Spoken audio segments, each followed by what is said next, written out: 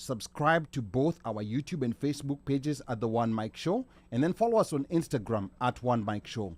We're also taking live calls tonight at 202-683-4570. Press *5 to speak. So save that number. Now, DjSunny Sistuki is scheduled to DJ tomorrow night, Saturday, September 30th, at the Hakuna Matata Grill at 2405 Price Avenue, Silver Spring, Maryland. For those in the DMV, you can grab your tickets right now at Sistuki at hakuna.eventbrite.com before they sell out. And feel free to start commenting below on your favorite Sistuki moments during the Pandemic Club COVID Facebook sessions. We know you are all there. Na bila kusahau, tunapokea mziki toka DJ wetu machachari mleta habari DJ Moshfire au sijui kama ni DJ Sistuki, na tunadunda kule viwanjani na Mika Och jezi yake nambari 7 mgongoni akituletea habari za michezo. Moja kwa moja toka Kilimanjaro Studios ni mimi mtangazaji na mwanahabari wako mpendwa Ali Badawi. Kwetu mniite mteule na wengine mniite mjukuu wa Masai, because I'm Kenyan by blood, American by design, Masai by choice. Sichagui, sikagui na sibagui. Karibuni tena. Now this hour we'll be talking to the king of East African anthems, DjSunny Sistuki. He'll be telling us about his life and how he got famous. DJ Sistuki will also be making a case on whether East Africa should create its own sound now that Afrobeat and Amapiano has taken over. Now feel free to tell us where you are tuned in from in the comment section. I can see a lot of different people who are already in. And you'll be coming to Sistuki's show tomorrow. Please drop a comment there. I'm your co-host and producer, Ali Badawi. It's Friday the 29th of September, and we are coming to you live from Kilimanjaro Studios outside Washington, D.C. Now, please remember to subscribe to our OneMic Show YouTube channel and follow us on Instagram and Facebook at OneMic Show. On panel with me is Mr. OneMic Kamakawa. Na sports anchor Mika Och is also in the building with a whole new look, mtamuona baadaye. And we also have Ruth back with us tonight after a short break. Our resident DJ Moshfire is on the decks, and not forgetting our super producer Mubelwa Bandio. And I want to start first of all by welcoming the guests who are already here, or rather, like the audience that's already here. I can see Luis Muya is already tuned in, Mimo Koinange, Alen Otis, karibuni sana. Slay Odwar kama kawaida yuko pale, Udi Madhenge karibu sana, Washeke Ndirangu, Afro Jamaican is already tuned in. Karibuni sana, karibuni everybody. Drop a comment and tell us whether you're going to be coming to DjSunny Sistuki's show tomorrow at Hakuna Matata Grill. Now tonight we're going to get started right away because we have so much to cover. Now we know that the Afrobeat sound from Nigeria has over the last decade captured the music universe. Artists like Davido, Wizkid and Burna Boy have been nominated and have won the highest awards in music globally, including the Grammys. Now more recently, artists like Ruga have made smash hits like Girlfriend, and Rima's hit collabo with Selena Gomez, Calm Down, is on its way to 1 billion views on YouTube. Now with all the success that Nigeria's Afrobeat and South Africa's Amapiano have seen on the global stage, the question arises of whether East Africa should create its own sound. Now yesterday on social media, DJ Shinsky suggested that Kenya needs to be open to adopting music with a South African Amapiano vibe. Please comment below on whether you agree with him or not. But to help us sift through this conversation tonight is the king of East African anthems, DjSunny Sistuki. Now, DJ Sistuki has been a DJ since 2004, but took the world by storm in 2020 at Club COVID. Now, at the height of the pandemic, the world was introduced to DjSunny Sistuki on Facebook DJing sessions hosted by the group 254 Diaspora DJs. Now, DJ Sistuki is currently in town and scheduled to perform tomorrow, Saturday the 29th, at the Hakuna Matata Grill at 2405 Price Avenue, Silver Spring, Maryland. Tickets are on sale at Sistuki at hakuna.eventbrite.com. We have pinned the details in the comment section for those who want to get tickets right now. And also on the show tonight, we'll have a few lucky winners who will get free tickets to tomorrow's show. So I want you to keep it locked to find out how you're going to get those tickets. But for now, in the red corner of Kilimanjaro Studios, I want to take this opportunity to welcome the first man to bring 2 live dancers on a DJ set. The only man that can play Gengeton on a Bangra beat, and the king of East African anthems, DjSunny Sistuki. Karibu sana to the OneMic Show. Thank you so much for having me. All right. We are so happy to have you. It's been almost 3 years, or I don't know, even more, we've been hunting you down. So we're very glad to have you in Kilimanjaro studios. First of all, how was your trip from North Carolina? You're just getting here. Yeah, I literally came straight to the studio. From North Carolina? From North Carolina. Straight from Raleigh, to the North studio. Carolina, yes. Okay. And I have realized now I know why I fly everywhere. Okay. Why? Because what the traffic coming north on 95 is really a work of art. Wow. Yeah. Okay. There are drivers on 95 that completely ignore the fact that the left lane is for fast drivers and the right lane is for slow drivers. I think those are drivers from Virginia. In Maryland, our drivers are good. Okay. I think that was in I'm here for the weekend, so I'm yet to... I'll be the judge of that one. I'll say be careful. Okay. All right. And then another thing, Sistuki. Is that your real name, ama ni nini haikustui? Is that the name you have on your ID? If you pull your ID right now, are we going to see Sunny Sistuki? You want the truth? Of course. This is... You know, what the truth? This is a truth session. This is a truth what session. to tell the government and what to tell the street people, both. Yeah, yeah. And So don't worry, we won't tell anyone. So Sistuki is not the name on my ID. Okay. Sunny, however, DjSunny, the Sunny part is on my ID. That is my first name. Okay. That is my official first name. Atijua. Wow, that Yeah, is Jua. that is your government name. That is my So government spelled name. SUNNY. SUNNY, yes. Wow. Okay, Yeah. that's an interesting. Good to know. Si Sunitra. No. Really? It's not short for anything. Okay. It is actually Sunny. Where did Sistuki come from? So Sistuki is actually something that originated while I was going to say high school, but really it's secondary school. We never used to call it high school. We called it secondary school. Secondary. Yeah, secondary. Okay. Yeah. Not even secondary. No, secondary. Secondary. Yeah, Ah, from 1 okay. to form 4. Okay. Yeah. Now in the Wait. American school system, I don't know what grade that is exactly. 9th grade maybe? 9 to 12. 9 to 12. Yeah. That's 3, but we had No, from 1 to 9, form 4. 10, 11, 12. Oh, okay, that's 4. You're right. Okay. Yeah. Ah, yeah. So from 1 to form 4. During that time, I had a deskmate who used to like using that term Sistuki a lot. Now, some of you may not be very familiar with the deskmate analogy. The newbies. I don't know. Yeah. Do they still have deskmates in Kenya? Yeah. Deskies, yeah. Yeah, Deskies, yeah. Yeah. No, lakini Or hawa- seatmate. Or seatmate. wamereplaciwa siku hizi wanaitwa besti. Siku hizi sio deskmate. It could be a seatmate lakini too. si hao wanakalia juu ya nini? Si bench waga ni moja. So I don't know if they're desk mates or they're chair mates. Ama ni benchi. Ai, Juu sasa. siku hizi classes are not 40. Si They'll go on mulikuwa kwa tangent. class ya 40. Anyway, back to where we were. Sorry. Dismissal. So my deskmate used to love using that term Sistuki. So when I related to it a lot because we did a lot of things together. We did a lot of daring things in school. We thought we were invincible. We thought we wouldn't- Moses and the 40 thieves. Yeah. So turns out when I started DJing in my early 20s in the US, because I used to dabble with it on it back in Kenya. Okay. So when I came to the US, I decided let me take it on again, and I don't know, that name just came back to me and I was like, let me just go by this. At that point, I didn't realize that there was a chance even that this could become a brand, that this could become something bigger. Honestly, in retrospect, there are times I play around with the idea of, had I known or had I even foreseen that this could become a brand or something bigger, maybe I would have picked a different name. But then, because it was just something playful, Yeah. you know. But then, some things happen for a reason. So now it's become a brand, it's become what it is, and we just move forward with it. Okay, we're going to move forward with it, and we're going to talk about a lot of other things people want to understand. First, I want to, welcome the rest of the panel. First, I'm going to welcome back Ruth. Ruth has not been, had taken a break for a short time. I know there's a couple of people who were asking about Ruth or may miss. So, Ruth, welcome back to the OneMic Show. How are you feeling today? I am feeling much better, and I know quite a number of people did know that I had surgery last week, so I am doing well. Please see me. I'm doing very good. And Ali posted in the group chat that DJ Sistuki is coming to students. I was like, count me in. Okay. I didn't care whether I was gonna be well today.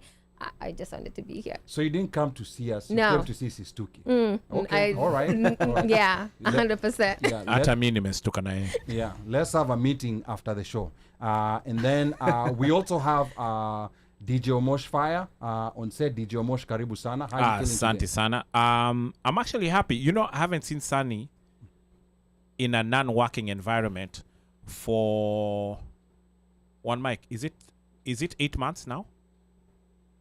Kutoka NC. In an No, actually, no, sorry. Non-working environment, because I was like Sauti Sol, but that is He was- working he was environment. working, That's yeah. he was working. environment. And when I say none, actually, sorry, Kenya, December. Wow. Okay. And even then, we were passing ships in the night. Okay.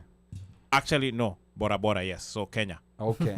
So it's been a while. Okay. I mean, the last time that, and when I say one mic knows why I say 8 months. It's in fact even it's more than 8 months. It's 10 months because that was October, I think, last year. When we In were a non-working environment. So it's okay. nice to Yeah, see Sunny well, and yeah. sit down and just enjoy with him when he's not working, because he's always working. Every time I see him, he's working. Okay. All right. And then we also have Mika Och actually in the building. Eh? It's not a picture. It's not a picture this Ebu, time. zoom in. Yeah, we zoom actually, in. we zoom actually in. have him in the building. Mika, karibu sana. Zoom in. Rudisha tu picha. Also, we need to. Did you guys update that picture? Eh? Which one? The one they have. Wewe, wacha. here. Wewe. You all need to update that Wewe picture. bana, wacha kunini stories Mika, za urembo wacha hapa kuingilia kwa hizi studio. stories za nyuma ya tent utawacha. Yes. Aya, Mika, karibu sana. Salimia the audience. Thank you, Ali. Mafans Kumbe volume yake waga tu chini hivi. Wasikilizaji ama ni watazamaji. It's Watazamaji. both. Yeah. Kuna wasikilizaji na kuna watazamaji. Anyway, I just want to welcome everybody. Thank you for joining us today. Thank you, Sunny, for accepting this invitation after 3 years of Chasing. Tulikuwa na yeye Panyako. Na kupata na Ruth, welcome back. Thank you. Hope you feel better soon. And I just want to say, come on, join in. Let's enjoy. Let's have a wonderful show. All right, good. And then we also have Uno Mike yuko pale kwa mitambo, so sometimes if you don't see him, but Uno Mike, salimia watu one time. Mafans ni aje muriega. Adwa mushie. Geithekai asalimia ni kwa watu na. You only say that to one. Nata you memozeo alhamdulillah all that shmigirishma. Madhogodhanios, please. Na ciothe mathogodhanio mashakura tha butha. Nilikuwa nangojea the Buddha. All right. So welcome everybody, and I also want to welcome all the people who are tuned in. Quite a number of comments coming in from the people. I see people are getting tuned in. Kesh karibu sana, Sean Leonard karibu sana, everybody karibu sana. And feel free to drop a comment and let us know what you think. And also remember that we're going to be giving free tickets to the show tomorrow. So stay tuned to find out how. We're going to be giving free tickets, but want you to stay tuned to find out how. You should have said earlier, so I would have told my people to call. No, that's corruption. We don't condone that at the OneMic Show. IBC hawako hapa. But let's go back. The show is tomorrow, Saturday the 30th at Hakuna Matata Grill, and it starts at 10 p.m. The details are pinned in the comment section, and we'll let you know how you're going to get your free tickets. But now I want to go back to Sistuki. Now, we want you to take us back to Kenya. Maybe tell people, because people have seen you DJing, people saw you on Facebook when we were DJing there, and people have seen you in all these events that they've been seeing you DJing. But I want you to take us back to where you were born and raised, and maybe give us some highlights of your early experiences as a child.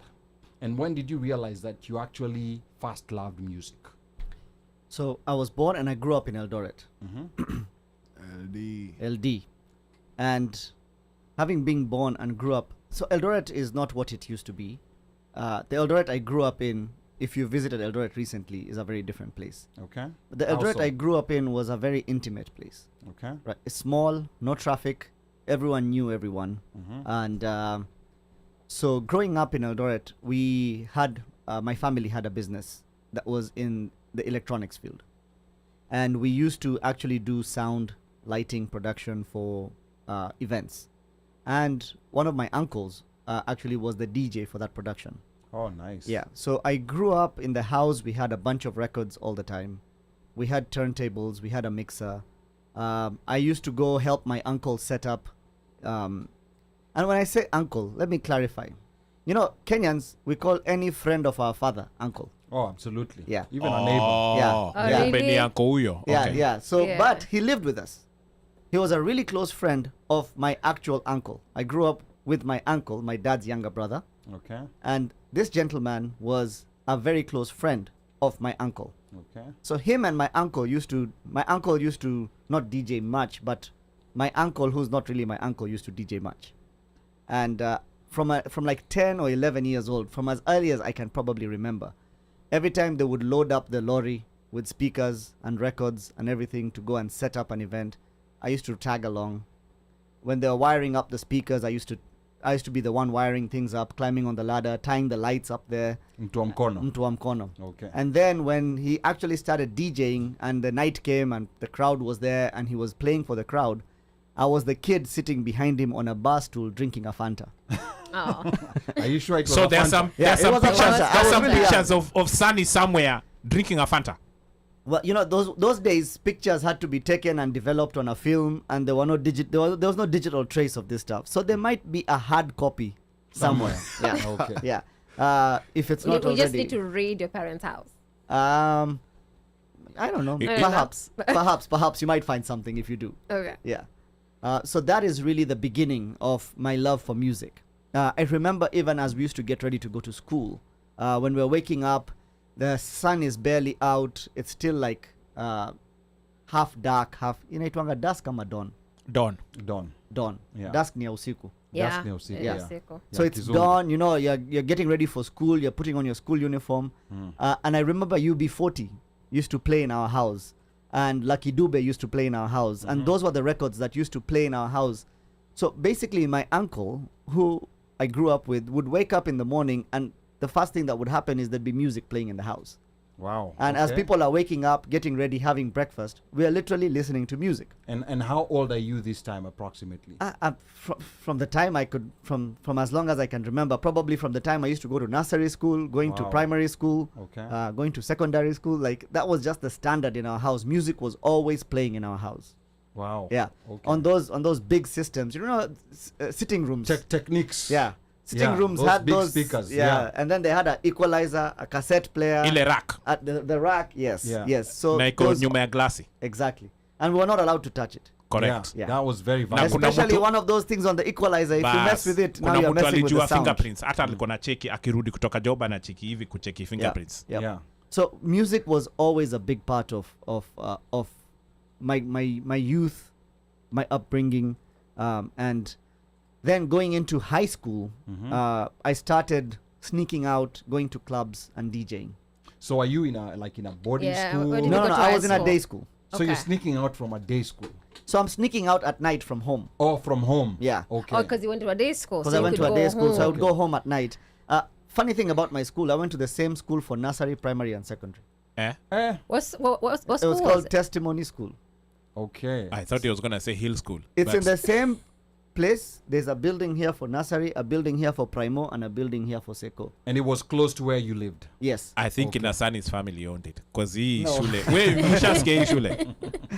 Now I'm hearing about it for the Testimony first school. time. Testimony. It was You know. it was a private school. It was like a Christian school. So tulikuwa tunaomba before every class, and there was Christian Union on Thursdays and all this stuff. But Sunny, sasa umeleta religion hapo. See, I think you might have some Hindu in you somewhere. Yeah. So my family's ancestry Uh-huh. is actually like my family is Hindu, Yeah. and they used to go to the temple for all the events, Diwali, whatnot, all that stuff. Yes. I went to a Christian school. That is interesting. Yeah, and even like you know how they have Sunday school. Yeah. Like Correct. there was some wazungus that used to have a Saturday Bible study. Yeah. And because it was just good, like other kids there, and they had good lessons and stuff like that, I used to go for that too. Okay. Now that's interesting because Ruth here Yeah. had some questions I had about questions. about your experience as an Indian in Kenya. So Ruth, the mic is yours. Yeah. So I'm actually, and one of the things I like coming to this interview and interviewing other fellow Kenyans is because my experience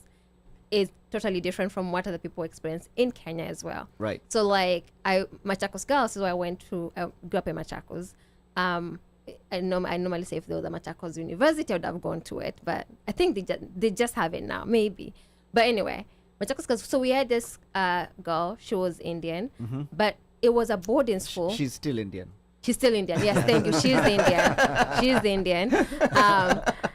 It was a boarding school. but she was the only one that was made to just do the day scholar only. Oh, really? Yeah. So I've never heard of that before. I know. So for me, that, and then also like even trying to make friends with Indians in Kenyan Indians in Machakos was really hard because they were very segregated. They only do their things. They only come for what was common for us, like the school part, religion, whatever, and playing together. That was very, very segregated. So like this is very interesting to hear that you actually join them beyond the common things that you do together. Right. And so we did, growing up, we did a lot of the Indian things with our family. And then I find we also did a lot of the Kenyan things with our kids. So I came to find out, like, my father, my uncle, a lot of their close friends were not actually Indians. Okay. I'm not saying they did not have Indian friends. They did. Yeah. But a lot of their friends were also Kikuyus, Kalenjins, Luyas, like other Kenyans, right? Yeah. So we, growing up, we had Uncle Karanja. We had his kids that we would play with. We had this and that. So, and then in our school, we had friends who are from all different walks of life. Okay. I know some of my very close friends were Giriama. Some of them were Muslims, like Arab Muslims. Some of them were Kikuyus. Some of them were Luos. And Indians as well. Yeah. One of my cousins was in my class as well. So we had this group of friends that were, and then even in the Indian community, there's a variation, right? There's people from North India, South India. There's Punjabis. There's Gujaratis. I wouldn't know that because it was for us, it was very segregated. Yeah. So for you, for a lot of other people, what you're seeing is just, oh, they're Indians. Yeah. But then also they have different temples. They have slightly different cultures. Like the way different tribes have different ways they do things, different languages. Yeah, and the interesting thing is, myself growing up in Nairobi West, we knew those difference. We knew the Punjabis, we knew the Gujaratis, we knew them because Nairobi West was actually previously an India Indian Central, neighborhood. boss. Say it as it okay. is. Yeah, so we knew, like the different subdivisions that existed. Right. But that's Even that's through the another- food. Yeah, even through the food. Yeah, the samosa from north is different from south. Right. Bajia, all of those. And incorporating like Yeah. music into that same conversation. When I used to go and sit at the bar stool and sip my Fanta and my uncle is playing music, it was not an Indian event usually. Yeah. It was usually a Kenyan event. Okay. And so he would usually be playing what we call soul now, because it was back in those days. We would be listening to some R&B. It would be Lingala, Rumba, what people partied to back then. Okay. And so that is what I would listen to a lot. And then just in the car when we are driving or going to, the music that we would listen to in the car would usually end up being a lot of reggae, like I said, UB40, Lucky Dube, that kind of stuff, and soul music and things like that. So that was my exposure growing up. Okay. All right. Now, real quick, just based on that, and this is a bit of a deviation from what we're talking about. Within the same experience of being an Indian in Kenya, the reality is you're a unicorn, Sunny, and you know it. Generally, the community is divided. It is. From the rest of the community. So what is it, for those of us who are looking from the outside, like now the rest of Kenya, what is it that we don't quite know? Because I'm comparing this to the Indian community in Tanzania. The first thing that you notice when you look at the Indian community in Tanzania, and Bandio is not here, he could bear witness. First of all, when they speak Kiswahili, they sound like any other Tanzanian. Right. With exceptions of you in Kenya, most Indians, like when they're speaking Kiswahili, like despite being there for 3 generations, you can still hear that Indian accent, and that shows that there's been, like a separation of the community. So what exactly is it that maybe from the outside, because I know what people say. Yeah. On the outside, there's terminologies like, oh, hiyo ni kazi ya muhindi, or hiyo ni, like, there's a certain, like animosity. But what is it that we are not seeing from the inside? Why has the society been that insular amongst themselves from the rest of Kenya? So there's a couple of reasons behind that. Okay. One, most of the Indians, like all the Indians you see in Kenya, there's Indians that are first generation. There's Indians that are 5th generation. I'm a 5th generation Kenyan, Okay. right?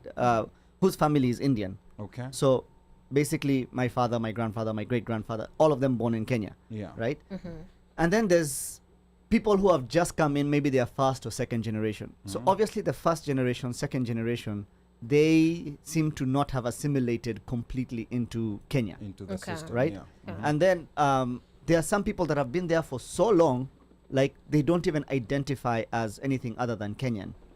And so then there's the in between. So what you see majority of the time is the in between, and because they speak their language, either they speak Gujarati or Punjabi, and then they speak at home. We grew up speaking Gujarati most of the time, like us. Okay. So we didn't speak any other language but Gujarati. Yeah. In school, we spoke English, Swahili, yeah. and then Swahili really we spoke because it was a compulsory subject you had to learn. Yeah. Otherwise, we'd just speak English. Okay. But then when you now start playing with friends as kids, now you start assimilating like the street swa. So it was the Kiswahili sanifu that we actually despised. This other Kiswahili we Sheng, spoke with our Sheng. friends, the Yeah. Sheng, Yeah. we actually enjoyed that, right? Okay. But so there is the difference. Now Tanzania is very interesting in that I would think, and I don't know this for a fact, that there's more longer generation of Kenyans in Tanzania Oh, you mean of India? Indians Tanzania. in Yeah, Tanzania, Indians, sorry, yeah. than there is probably in Kenya. And there's more people, I think, maybe migrating from India to Kenya. Because see, what Indians do is, I come, I open a business, and now I need people to work. You know what I'm going to do? I'm going to import. You get them from Punjab. Yeah, from anywhere in India, wherever my village is, I'll tell them, yo, I've become successful, I've opened a business, come and work. Now you migrate, and then you just stay within that community and you don't move away from it and don't assimilate. So you because there is a big community. Yeah. So unless you make an effort Okay. to actually assimilate into the Kenyan community, Yes. you really don't have to, you're because very you can stay within your self-sufficient. bubble, Yeah. and you can go shopping within your bubble, you can socialize within your bubble, you can do everything It's the within your same thing bubble. here. Yeah. Same thing when we immigrate here, sometimes it's like the people who really don't even And- make friends with the rest of America. Right. They can stay within the Kenyan community if they want. Right. And I think also what led to most of this is what happened during colonization. Because remember, during colonization, there was a color separation of people. Yes. So when they brought in the Indians to come and work on the railway, and then they stayed behind. And even if you see at companies like KPA, they had like special quarters for them. Like there's an estate in Changamwe, Mombasa, not Makande, Mombasa. It's called Asian Quarters. That was just designated for the Asian workers of KPA and Kenya Railway. So over time, even through independence and everything, I believe that just remained the same. And as Sunny says, so now because this community was put together, wamezoeana, so even when you import people, there's just that normalization of like, yeah, tunafaa tuko kapamoja, and that is how it is, why it is. And it's the same in all African countries that were actually British colonized. You go to Tanzania, Uganda, South Africa, it's the same. You Yeah, see there's especially that South separation. Africa too. Yeah. You see that separation. So Yeah. it's just that thing that has been there for generations. Now in and Uganda though, they generations. were They were kicked out. They were actually kicked and out, yeah, then they so came at that back, yeah. point, a lot of them either went to the UK, Yeah. Yeah. or now Kenya, Kenya. Tanzania Yeah. got the overflow, Yeah. right? And there's someone here who's making a comment. Her name is Junoburu, and she says, "Hi, baby daddy." Ai? Yeah. Hi, baby mama. Okay. All right. But wait, si nilikuwa nafikiri that they know each other differently. Sasa baby daddy, baby mama. Sasa washakwambia vile wanajuana. Oh. By the way, Sunny, you know, congratulations. Congratulations, Sunny. Congratulations. Yes. You know, you had a very beautiful wedding, and I think Ruth also has a couple of questions, you know, on that. Oh no, I have too many questions on that. Can I say One so? question at a time. Yeah, but I need to kind of give background to that. Pablo. And hi, Pablo. How are you? So Pablo posted this picture because you officiated your wedding. Right. And I'm like, Pablo, what do you mean, you know, DjSunny? Like, because I met Pablo through the show, but we become friends. And I was like, okay. So I did not know you're coming because I was like, you need to make sure I meet him somewhere. So anyway, congratulations. Thank you. I was really Appreciate happy it. to see that.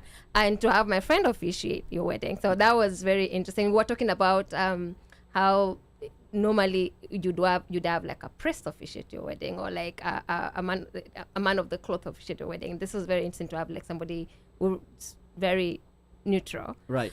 Let me ask you. So one of the questions, and I think you're giving the background that you're very integrated with Kenya, with the other Kenyans growing up, kind of makes my other question a bit mute, but I'm going to ask anyway. So, because that is now, it becomes an interracial, multicultural marriage or relationship. How were you guys able to navigate that? Meet, like introduce their family or friends? Like, how did that go for you guys? Honestly, there's nothing out of the ordinary about it for us. Okay. There's never been anything out of the ordinary. Okay. In my family, we've never drawn any sort of cultural or racial boundaries. We just grew up like that. Okay. Yeah. So I get asked that question a lot. Yeah. Oh, wow. And unfortunately, I don't have an outstanding answer For that. Okay. I don't have something dramatic about it because there was nothing dramatic about it. Okay. It was quite the normal, just two people who meet and decide that they want to start a family together and stay with each other And dance. And dance. Oh, yeah. sorry. And just two people who meet and fall in love and decide to move forward. Okay. So there was nothing out of the ordinary about it. Okay. Honestly, yeah. Your families? Our families get along well, Very perfectly fine. well. Yeah. Okay. Yeah. I think the question why I would come in for me, again, as I said, my lens was, if I went to my dad today and I said, I met an Indian, number one would be like, how did you meet them? Because that would be very mysterious because Right. we never really had to interact with them. Here I can go back and like, yeah, I met this person that they're different from me, but like, Right. but in Kenya, that would have been like, how did you even do that? Right. Yeah. Now the other thing about in Kenya is, again, to Ali's point about a lot of Indians kind of staying within their own circle. Till today, there's still a lot of arranged marriages Okay. within the Indian community. Okay. Even in our generation, right? Interesting. So a lot of guys and a lot of girls will actually date in high school. I had friends in high school who were Indians, girls dating Kenyan men, and then vice versa.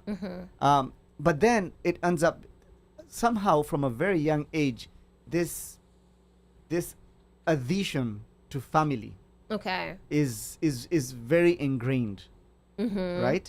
So because of that, a lot of times now when the community says, okay, now we need to go find you a wife, now we need to go find you a husband, you submit. That is why they ask you, how did you meet your... I think that is where it comes from. Right. Because But it's very as time interesting. continues, a lot of people are being more open-minded about that Okay. and opening up. So, like I said, there's still some arranged marriages happening today in our generation, but the percentage of those is down. it keeps dropping. It keeps Okay. dropping, right? Okay. So, as time continues, as the world becomes smaller, I think people start intermarrying and stuff like that a lot more. Okay. Yeah. Okay. That's Okay. good. That's good. And Thank you. just to add on to that, you know, Sunny brought up an interesting thing. You know, like he said, like for them, that family, like they don't have. OneMic and I had the honor of being hosted by Sunny. And we met Sunny's mom, his sis, you know, of course, the little baby, sweet baby, you know. But there's no separation because I grew up with a lot of Indian friends in Kenya, and we would go over for tea. Kwanza Diwali, uko hapo ndani. The food was like the best part, you know, and then the tea, like they cook their tea with, I don't know, there's an kind of spice they add inside there. I don't know. Ali talks of mdalasini. Theirs, I don't know what it is. Iliki. It is the bomb. Okay. Alafu na iko na maziwa mop. Where? When you say that, do you mean Sunny's family I'm does talking that about too? no, I'm talking about Okay, Indians. 'cause, So, you know- but that Sunny's family, Sunny was the cook then. He was the guy who was on the grill, and us guys were just sitting and enjoying. You know, I could pass by Radi No, huu ni on mtu my wa way chai. somewhere Unaona, huu else. ni mtu wa chai. But you could see there is no from what you are saying, you know, that so-called separation. Yeah. It's not there. And for those of us who grew up in Nairobi with the Indians, I think we had a different experience from Machakos Yeah. because Absolutely, yeah. the Indians were very integrated with us in Okay. school, in everything. We played soccer together. We went to their houses after school. You know, on your way home, before you ingia home, there some of them lived close. You go, you pass through there. Yeah. Unakunywa chai, ukiendelea. You know, coming in the morning, you pick them up as you walk coming into school. So we were very, very integrated. There was Okay. we didn't feel any separation Okay. at all. And I left home too early to see the afterwards of you know, like now After after high high school. school, you know, to see how people went. Yeah. Yeah. You know, that part I didn't see, but all through high school and all of that, we were all integrated. So we didn't get to, at least I didn't get to see that in Nairobi. Okay. So maybe Machakos was a whole different. Oh, So, you know, like Yeah. Yeah. his point about after school, like my uncle, my dad's younger brother, we owned, you know, he owned a business, and throughout, there were always people that he was close to that used to help him with this, that used to help him with this, that used to help him with this, and they were never like people that he just found and hired. I come to find out they went to high school together, or Oh, they wow. did this together, or they Yeah. did, you know, they were in primary school together. So Ah. a lot of the people that were part of the business that my family ran ended up being like old friends of my uncle. So it's like that relationship continues. You know, I have some friends that have moved away from Kenya after high school, and I have a friend in Dubai. When I go there, I bump into him and I end up hanging out with him. I have friends in other countries, so whenever I travel out of the country, we always reconnect with our high school friends and keep that relationship going. All right, I want to remind the listeners that you're tuned into the OneMic Show, and I'm your co-host and producer, Ali Badawi. Our guest tonight, of course, is the king of East African anthems, DjSunny Sistuki, and he's scheduled to DJ tomorrow, Saturday the 29th, at the Hakuna Matata Grill at 2405 Price Avenue, Silver Spring, Maryland. That's Saturday the 30th, not the 29th. It's the 30th. That's the second time I'm making that mistake. Third It's Saturday. The first time actually Sunny himself corrected me. But it's Saturday the 30th at the Hakuna Matata Grill. That's tomorrow at 2405 Price Avenue, Silver Spring, Maryland. Now tickets are currently on sale at Sistuki at hakuna.eventbrite.com. That's Sistuki at hakuna.eventbrite.com, and you can find the details pinned in the comment section. Sistuki is also scheduled to be in Seattle on October the 21st, scheduled to be in LA on the 9th of December, and he will also be in Wichita and Oklahoma with dates to be announced. You can follow him at Sistuki on all social media platforms. That's at Sistuki on all social media platforms. And you can email him at sistuki@gmail.com for bookings. Those who have weddings, those who have baby showers, those who just want to see Sistuki play, sistuki@gmail.com. What if you want him to dance? Now that sistuki@gmail.com. Now later in the show, we'll be talking about the Sistuki experience during the pandemic at Club COVID. So I want you to stay tuned for that because it was a very interesting experience. But now before we continue, we have 3 tickets that we want to give out for Sistuki's show tomorrow at Hakuna Matata. I see Slay, a couple of Busoma people... comments kwanza. Yes, tutasoma comments. We're going to read the comments, but I know some people already asking, you know, like for the phone number and everything. So there's a lucky person who's going to get a ticket to the show that's going to be tomorrow, Saturday the 30th at Hakuna Matata Grill. So we're going to go to Sistuki. Sistuki is going to ask a question, and whoever will answer this question correctly. So not only do you have to answer it correctly, you first have to call, and you have to answer it correctly, and you're going to get the ticket. Now, the number to call is 202-683-4570. Press *5 to speak. The number again, 202-683-4570. Press *5 to speak. Again, the first person to answer the question that Sistuki is about to ask correctly, not just answer the question, but answer it correctly, is going to win this ticket. So, Sistuki. All right, first question. On the Sunday Wind Down podcast, Okay? which is a podcast that I am part of, what is my preferred drink? Wow, that's a good question. On the Sunday Wind Down podcast, what is Sistuki's preferred drink, and we're gonna go through That the might comments. be that might be hard. That would Bwana. be hard. No, That- no, no, no, that no, might no, be hard, no, bro. no, no, no, no, no, no. That would That's be okay. hard. What That- if I've never heard of that podcast until today? Shida that- ni yako. Where's the fun? Then Shida you're ni not yako. I am actually a fan. No, No, but there are some it- people I am who a could be fan. No, trying. where's the Oh, fun? Come on. wow. Yeah. Hey, Yeah. you, okay, That's, okay. that's Yeah. a good question. We're gonna read the comments, as we're waiting to see if someone is gonna call. Oh, people are eager to answer this question on the comments. yeah, they have it's to not in the call. comments. It's You not have in to the comments. call. You have to You have to call. call. Is the okay? Yeah, you have to call. The number again is 202 People already 683 answering. 4570. Press star 5 to speak. You have to call. And I think you need to ask another question. and give us. Apana, No, no, relax. no, Let's Kuna go with that Mwakenya. one. No, Kuna no, let's go with Mwakenya. that one. Speaking of which, Unataka swali ile wote. Kuna Mwakenya already. People already answered that. Ni No, sawa. that's Okay. okay. but we don't know whether they're true They're or right. false Oh, answers. okay. You don't know. Okay. Yeah, you don't know that. Okay. Yeah, and that's okay. the other thing is, like, I'm actually drinking water today on the mic, and I'm used to drinking something other than water. So this. Okay, now outside see the what it is. Kenyans, as we're waiting to see if someone is gonna take that bold step and call, I'm gonna read a few comments here. Let me see. Wow, these comments were coming in so thick and fast. Let me see where to start. Start at the beginning. Let me see. Sean Leonard anasema anamwambia Mikaoch tuko pamoja. Everybody is happy to see DjSunny Sistuki. And Slay saying she's planning to attend from Dallas. I don't know how that's gonna happen. That Slay is cheating us. yeah, I you think know. Slay is gonna have a proxy, Yeah, and it might be Ruth. Unajua Slay waga hivyo. Yeah. So Slay is my ride or die. By Yeah. the way, So- kudos to Slay. She's been checking on me every single day. Oh, that's Thank amazing. You, Slay. Amazing, Oh, wow. Slay. And Yeah. then Slay was actually asking for the number. So I don't know how you're gonna attend Sistuki's show from Dallas. So Slay, maybe you can comment and tell us how you plan to do that, because I don't know how that works. This is not a live stream. This It's is not an a live stream. actual It's event. an actual event. In-person event. Yes. Yeah. At Which Hakuna one? Matata Grill in Yeah. Silver Spring. The wind down or the event? The event. tomorrow. Oh. Yes. The event. Yes. Ni watu ni confusing.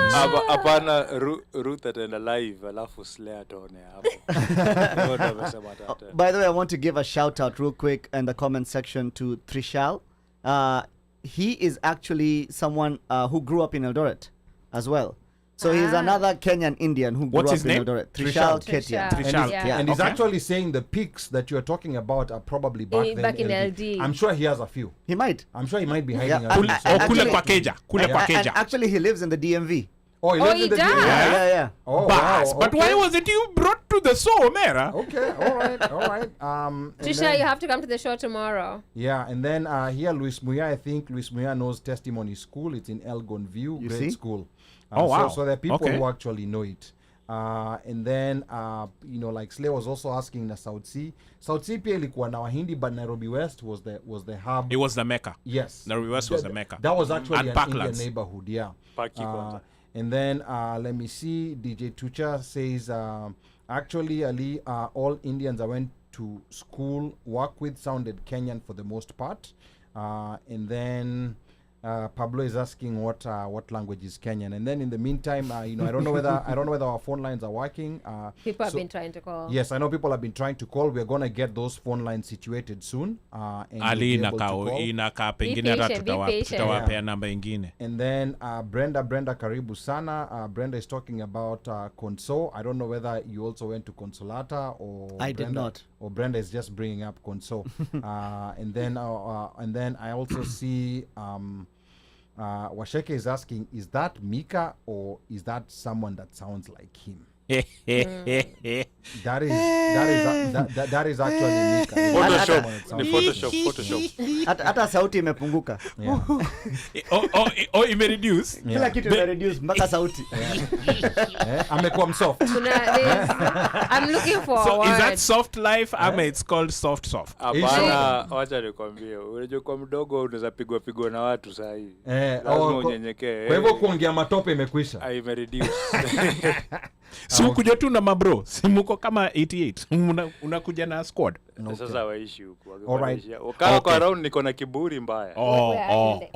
Okay. Now, as we wait for the phone lines to be situated, Pablo is asking, what is the story behind the Sistuki logos on those T-shirts? Yes.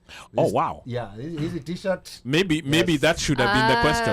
Oh. So first off, Interesting. shout out to the OneMic crew for rocking all Sistuki t-shirts, except for Ruth. Well, No, she's rocking money. She's rocking money. She's rocking money. That was a joke. No, I know, it's a I joke. didn't mean it maliciously. I just didn't have her size with me.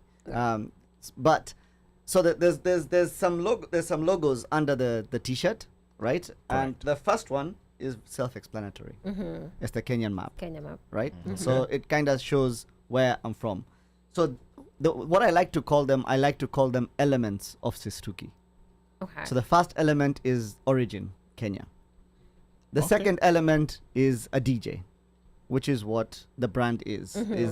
It's a DJ, right? I'm a DJ. Okay. The third element is Light. light, A bulb. a bulb. Tochi. Yeah, exactly. Yeah. So it's this innovation, ideas, always coming up with something different, Okay. right? And then the last one, I'm not gonna say because it's the clue to. To the Okay, hata to waambie the ni fashion. blue. Okay. Yeah, it's the Unatia. clue to the question. So hata nimewapatia clue. Okay. It's Yeah. a clue. It's a clue to the question. Yeah. But me your clue, me kuna vile pia. Well, itabidi mwapatie It's on namba the ingine. rocks. No, I know Simuratina. haijanisaidia. Yeah. Kuna vile haijanisaidia. So and then also Sean is asking hizo t-shirt una get wapi. So if people want these t-shirts, where can they Yeah, get so the them? t-shirts are available at afritechzone.com. I'm going to put it in the comments. It's afritechzone. I think June had put it already, but yeah. Oh, okay. Yeah. Good. Okay. Yani huyu June ni salesman pia. Baby mama. Ni baby mama. Ni baby mama, ni salesman, Ni salesman. alafu dancer, Ni dancer. na saa zingine hata ni backup DJ na MC. Hapo no. No. Oh, yes, he, Yes, say backup. talking DJ. about backup Cannot DJ. be. General How's your manager. cousin doing? Which cousin? Ule DJ wa So he's not actually my cousin. Aha! Yeah. Ali tuvengi hapa kwa nini yako. Yeah. Okay. Kwa swali yako. Okay, all right. Yeah. But then also, I see here Trishal is also still saying Sunny's family was always very welcoming and open-minded to all. Okay. And I really appreciated that about them. And then Udi is agreeing with my comment about SA. I think SA is the other country where there's quite, like a hard division between, like the different races, the white people, the blacks, and the Indians. There's a very hard division. Do you think that's because of apartheid? I think apartheid, like SA, Yeah, apartheid. SA had a very unfortunate situation because they were colonized twice. Correct. They were colonized by the British, and then they The came Dutch. under apartheid by Yeah. the Dutch. Yeah. So for them, it's actually a very unique situation. I don't think there's been a country like South Africa in terms of. Apartheid ni racism tu imepakwa makeup. No, apartheid is racism on steroids. It's Yeah. Yes. Was the That's perfect. I just- yes. like how Trevor Noah described it is that these guys went benchmarking. You know the way government officials in Kenya go for benchmarking. So they went benchmarking in different parts of the world to find how can we create the most perfect form of racism, and that's where apartheid was born. Implemented. And you can still see the effect until today. I think maybe we're still having trouble with the phone lines. Technical issues. Yeah, there's some technical issues with the phone lines. We are gonna discuss, like how we are gonna issue these tickets. Just read a few more comments, Okay. and then we're gonna continue here. So I'll try to go through them a bit faster and ask questions as we move along. So 5 minutes, this DJ Tucha says, 5 minutes after meeting Sunny, you will know he's 100% just another Kenyan Jama. Where are DJ's Sunny's dancers? Answer later. Ida says, my favorite DJ, Pablo, is asking June Oburu, does DJ Sunny speak Luo? So that's Pablo asking that. No, I speak very few words of Luo. Okay. He's Okay. getting there. Yeah. Yeah, cool. And then Aida says, no, Indians in Kenya waliandika Wakamba tunawaluya kazi walikuwa na ukabila sana. I didn't want to go there. I was about to go there. June says, so cool of the whole OneMic crew to rock the DjSunny Sistuki match. Dope. Grab yours at Afritech Zone. But one thing about the Indian culture, they ride for each other. Slay, what date were you writing to at work early today? Because you're confusing dates. Ulikuwa unaandika date gani leo? Man, like I'm a multitasker. Yeah. Trisha says they'll ride for each other, but also be the first to tear each other down. Masters of hypocrisy. Interesting. Interesting. As Slay meant today. June says Sherehe Sheria. Pablo Junokuru kuna za yellow t-shirts. Asking za yellow haziko. Okay. But zinaweza patikana. Zapatikana. Okay. Okay. I might want to that one. Yeah. Too. June says Pablo, you know he speaks. Yeye ni Jaluo Jeuri. Interesting. Ida, okay, then people want to know, can I answer? There are answers to the question Sistuki did say. I don't know whether that's, I should read them or not, but I'm going to skip them for skip now. them, yeah. Skip them now. Then I see Sisi Tukombali will answer hapa kwa comments. Sistuki drinks Moratina on the podcast. That's Pablo saying that. Which one? The nicely bottled Muratina. Then it says, I tried to call Dime Time. Says Sistuki, Aida tunapiga amshiki. We are working on it. Fans missed the memo to rock the shorts. What shorts? Shirts. Shirts. Oh, okay. Pablo, siata kwa logo kuna Moratina. Brenda, Sistuki has done an excellent interview, very engaging to our watu. DJ did answer, says afritechzone.com. Get it right, ni BBC or Baby Mama. True. Well, she's the one who started with that. We cannot blame the chap who was just answering as he was engaged. Engaged. Okay. Sean says, do you have them on site kesho at Hakuna Matata? Some sizes. I some do. sizes. If I don't have your size, we can always get one sent over to you. Okay. Yeah. Okay. Either some of us don't understand Swahili. You have captions. So if you get a Funny. T-shirt at Hakuna Matata tomorrow, Yeah. and I don't have your size on site, you will not be charged shipping. Oh, nice. okay. No shipping tomorrow. Lakini this jama huu ni muhindi kweli. You know, kuna point ambayo nyi watu mnafaa kuona. He said uncle, family, business. Na hiyo si mbali juu hata North Carolina huko kuna family ingine na kuna nini na kuna business na kuna they know how to slot themselves. Okay. The only thing ni sikuona mkamba pale kwa register. Okay. Yeah. That's the only thing sikuona. Wow. Oh, sorry. Sorry. Sorry. Sorry. All right. Slay. Let guys type answers. The answers then. Yeah. So uno mic your line ya simu for now. For now, we're Uno, waiting do we give another number? Okay, let's give a few minutes. If it doesn't work, we'll give you an alternative way to give your Sawa. answers. Yes. And even For now, the hold on people- to your answers. Hold on to your answers. Yeah. You know, that's a good question. Do some research. Mazi. Yeah, but now, you know, like, want to come back to you, Sistuki, you know, maybe talk to us about what point in your life you started becoming a DJ, or you started DJing. Were you still in Kenya, or had you already moved to the US?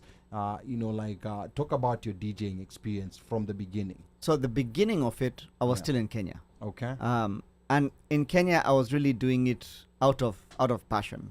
It was never really at the and I was still like 15, 16. So I would sneak out of my parents' house and walk all the way to town with friends here and there. We would meet outside our gate and we would walk. High school friends. And okay, mom, dad, if you're listening to this, you're finding out. Poleni, you're finding out now. And then, so what would happen is every time we would see a car that we thought was a Mahindra, you know, the police Yes, car. those cop cars, yes. We would hide. Because, you know, if the cops see kids walking at 1 a.m. on the Exactly. road, Yep. we're going to be caught and... Thrown at the back of a Mahindra. Yeah. It's double trouble with the police and your parents. And then parents, yeah. So we would walk to the club, we'd get to the club, would sneak in, and then because the club owners and the club managers had a relationship with our family business, a lot of times we are the ones who installed their televisions in the club, and we're the ones who installed their sound systems and things of that nature. I would go talk to the manager or something and be like, hey, yo, you know, plug me. So there are Saturday nights that the crowd is rocking in a club in Eldoret, and people did not realize there's a 15 or a 16-year-old behind the decks. So Interesting. so not only were you going to the club at age 15, but you were actually on the decks. Yes. Wow. They never used to check IDs those days. No, they didn't. And then you get to know people. There was a day I actually, so I had 1, 2, 3 of my dad's brothers lived in Eldoret as well. And they still do. One of them has passed away, but they still live in Eldoret. And there's a day I got into a club and I found one of my dad's brothers, one of my uncles at the club. Oh, wow. So I quickly snuck and the DJ booth was like up there. You couldn't really see the DJ. Okay. Right? So I snuck over there, behind there. I sweet talked the bouncer, the manager. I went straight to the DJ booth. So I'm watching the crowd and I'm watching my uncle down there and everything. But I'm actually up there.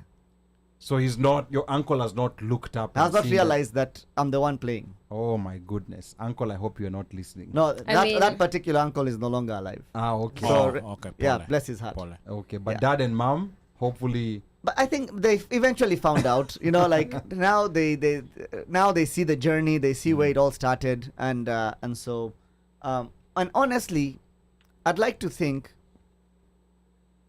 they knew when I was sneaking out and coming back in. I don't think Nikitu hawakujua. So they just. They always know. Yeah. The issue I- is when do they actually reveal it? Yeah. And a lot of And times when do it they comes act out. on it? Yes. And Yeah. a lot of times it comes out when we are older, much older. Then they tell you, those days when nini, I knew. Most probably they knew you were safe at the club. You were not drinking. You were playing music, and I was actually drinking. yeah, but like unajua zile kuna ile kukunywa ile kafa. You are- He was drinking- I don't condone underage He drinking. was Yeah. but drinking and walking. No, kuna He ile was kukunywa drinking and- kafala. Yes, yeah. Ile Correct. kunywa unaenda kubebwa. Correct. Yeah, as long as you're back home safe, I think ilikuwa tu ile like And See, then I Nika- think, like I said, Eldoret back in the day was very intimate. We had a business that was known by everybody. That anywhere in Eldoret, everyone knew our family. And so if I got into trouble, there was always someone where I got into trouble who knew my family, who would be there for me. Wow, okay. You see, like there was always was a my small dad's town. friend Yeah. or someone, another businessman somewhere. I remember one time I took our family car and pushed it out of the gate and drove to Kitale.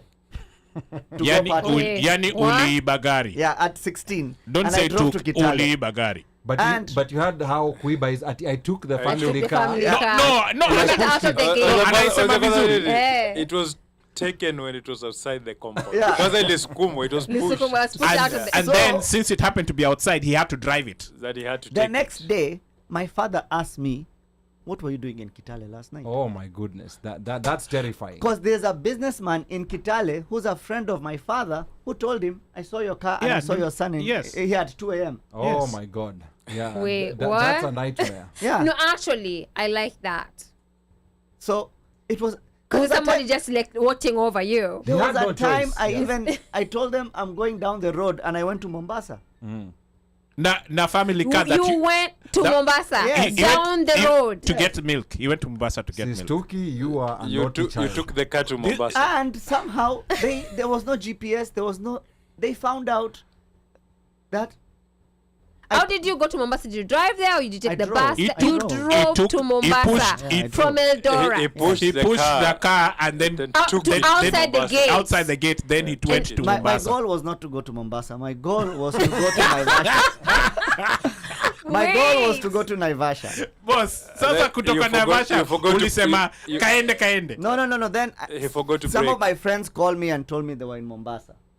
I think I was 17. Did you know far Mombasa Wow, was? did you even have a license? So how No, did not that have a Yeah, call- license. I had a license. How did the call come? I had a license. How did the call come? Which call? Because you said your friends called you. So my friends called me and told me like Landline. what's going on. No. There was a cell phone, the Nokia 3310. Yeah. Okay. Yeah, yeah, that they're in Mombasa. So I said, they were like, "Where are you?" I was like, "I'm in Naivasha." They were like, "Hey, Suendele. see, we link up." I was like, it's not a bad idea. Wow. So okay. I Wow. started driving to Mombasa. The brakes for the car went grinding somewhere between Naivasha and Mombasa, past Nairobi, and I had to pull over, go to a hardware store, buy brake pads, change the brake pads on the car, and continue driving to Mombasa. So it's you who changed or you found a chap? No, I changed them.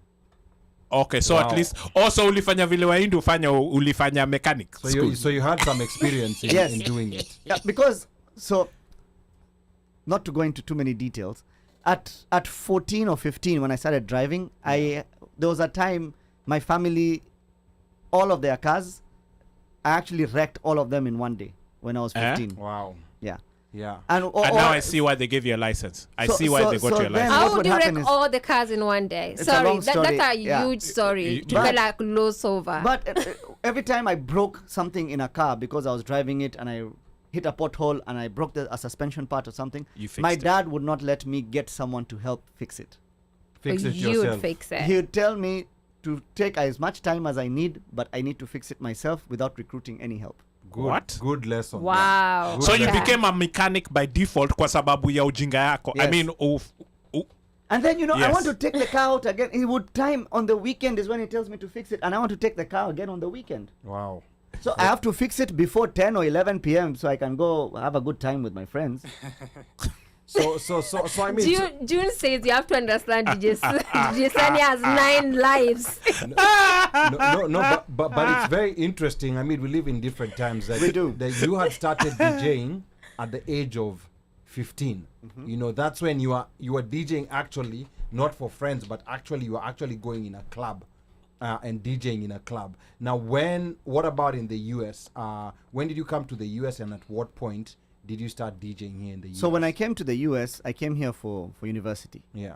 And I told myself, I'm going to straighten my act. I'm going to leave all this music, all these things, and I'm going to become an engineer Yeah. and become like I've come all the way here. I'm not going to Yes. waste this opportunity of coming to Listen. the USA. Make your parents proud. Yeah, 6 months later, I was buying turntables after saving my money from washing dishes. And it wasn't as glorious as it started out in Kenya. In Kenya, I had so many connections. I Correct. could go into a club, I knew managers, I knew bouncers. I would just be tapped into the DJ booth. I would go in there when the club is full. And then here, I started doing house parties for $50. Wait. huyu yeye ndiye aliharibia market. Wait, alituharibia $50? market. Yeah, because- $50 an hour. No, 50 finje, Yeah. umesikia ni house party ya finje? Kwani nyewe mlikuwa mnalipisha gani siku huko 1952? Ay, 1952 yawa. Wewe. No, that's no, no, almost. Sunny side joke. That's almost. Wewe kwa nini Inside sasa joke. una nini Inside unaingia kwa nini? So you would do so approximately what here is So this it's- when you're doing $50 an hour for $50 gigs, parties, yeah. $50 gigs. That was for a friend. That's Yeah. basically No, that what was would for a happen friend. is you would get called for a party. And sometimes most of these weren't even now how they were just parties, and then they would say, "We kuja tu," and then we see how the night goes and we'll compensate you. So then you find the place was packed like it was a bar. They were charging a $10 cover or a $5 cover, and the place is packed. And then the guy comes to me and says, "Man, tulichomeka. This is indoor door to Konayo." Hatukuuza hata bia. Yeah. And you can So- see over there empty crates. Who And was some that? of these- Who was that? No. Don't name it. It's okay. Usichome. So that was, that was the beginning. So I would do these parties. And then I would get called to DJ other things. And so it's just those beginnings. And I thought, I'll buy turntables. I'll start DJing. Yeah. And I'll have the limelight I used to have when I was in LD. Yes, and make some big money. Yeah. And honestly, that limelight, I couldn't even transfer it like to Nakuru or Nairobi or anywhere or Mombasa. Yeah. It was just my little Eldoret thing. Okay. But because you're a teenager, you get that limelight, it goes in your head. You think this is what's going to happen when you come to the USA. So that didn't happen. And so we grew slowly, started buying speakers, started doing events. Honestly, I did a lot. There was a company, a DJ company in Raleigh back in 2004, 2005 that did weddings, regular weddings, just American weddings. And so they had an ad out on Craigslist looking for DJs. Okay. And I responded to it. I went, I talked to this guy. This guy would pay me to do a wedding. He would book all these weddings. He would book 10 weddings on a weekend. And then he would outsource them to people like me. So I would show up with all my speakers, Wow. everything, and I would DJ these weddings, and he would pay us like $300. Wow. Okay. Yeah. So you've upgraded from 50 to 300. Yeah. Okay. Yeah. Okay. So now Progress. I'm taking all my equipment. I had a little Honda Civic hatchback. I'm loading the back of it with speakers and everything. I'm going and DJing this wedding, and then I'm packing everything. I'm going back home, and then slowly, I started getting called for other gigs. Slowly, I started doing my own shows. Slowly, I started having relationships with local clubs, all the way till I started bringing artists and doing shows. I've done a couple of shows in Raleigh before the pandemic. Before the pandemic, I had done Nameless, Sauti Soul in Raleigh. Okay. I'd done Waire, I'd done DeMarco, I'd done Alain, I'd done Chris Martin. So all this happened between 2016, 2015, around that time. Okay, so that's when you started now DJing for Kenyans. You had moved from DJing for parties and DJing for the weddings now to actually DJing for Kenyans. No, actually, that happened around 2007, 2008, 2009. Okay. Around 2008, 2009, I started getting booked out of state a little bit. Okay. I did some gigs in Atlanta. I came to the DMV for Yes. Labor of Love quite a few times in Yeah, I remember 2009 that. and 2010. But that was just East Coast. Atlanta, DMV, Raleigh. I never went past that Okay. until the pandemic. Okay, and this time you're still working your day job. Yes. And DJing is still Going still a on most side gig. weekends, yes. What was your okay. day job? For the longest time, I worked at a fast food restaurant. And then after that, I worked at a car dealership. Okay. Yeah. So you're managing, because that's a ton of like work. Yeah. And this other, so were you doing that at this like all the time, or was it when Yeah, so I when worked at the fast food restaurant while I was still in college. Okay. And then once I decided to drop out of college and go sell cars, Okay. then I was working at a car dealership full time. Okay. And then doing that Monday through Saturday, and then DJing Saturday, Sunday, and then full-time job Monday through Saturday. Okay. Yeah. Okay. So Somewhere in there, he also DJed for Vitambi, he hosted us. Yes. Very, maze, Wow. tulisherekea North Carolina ni kama tunalipwa.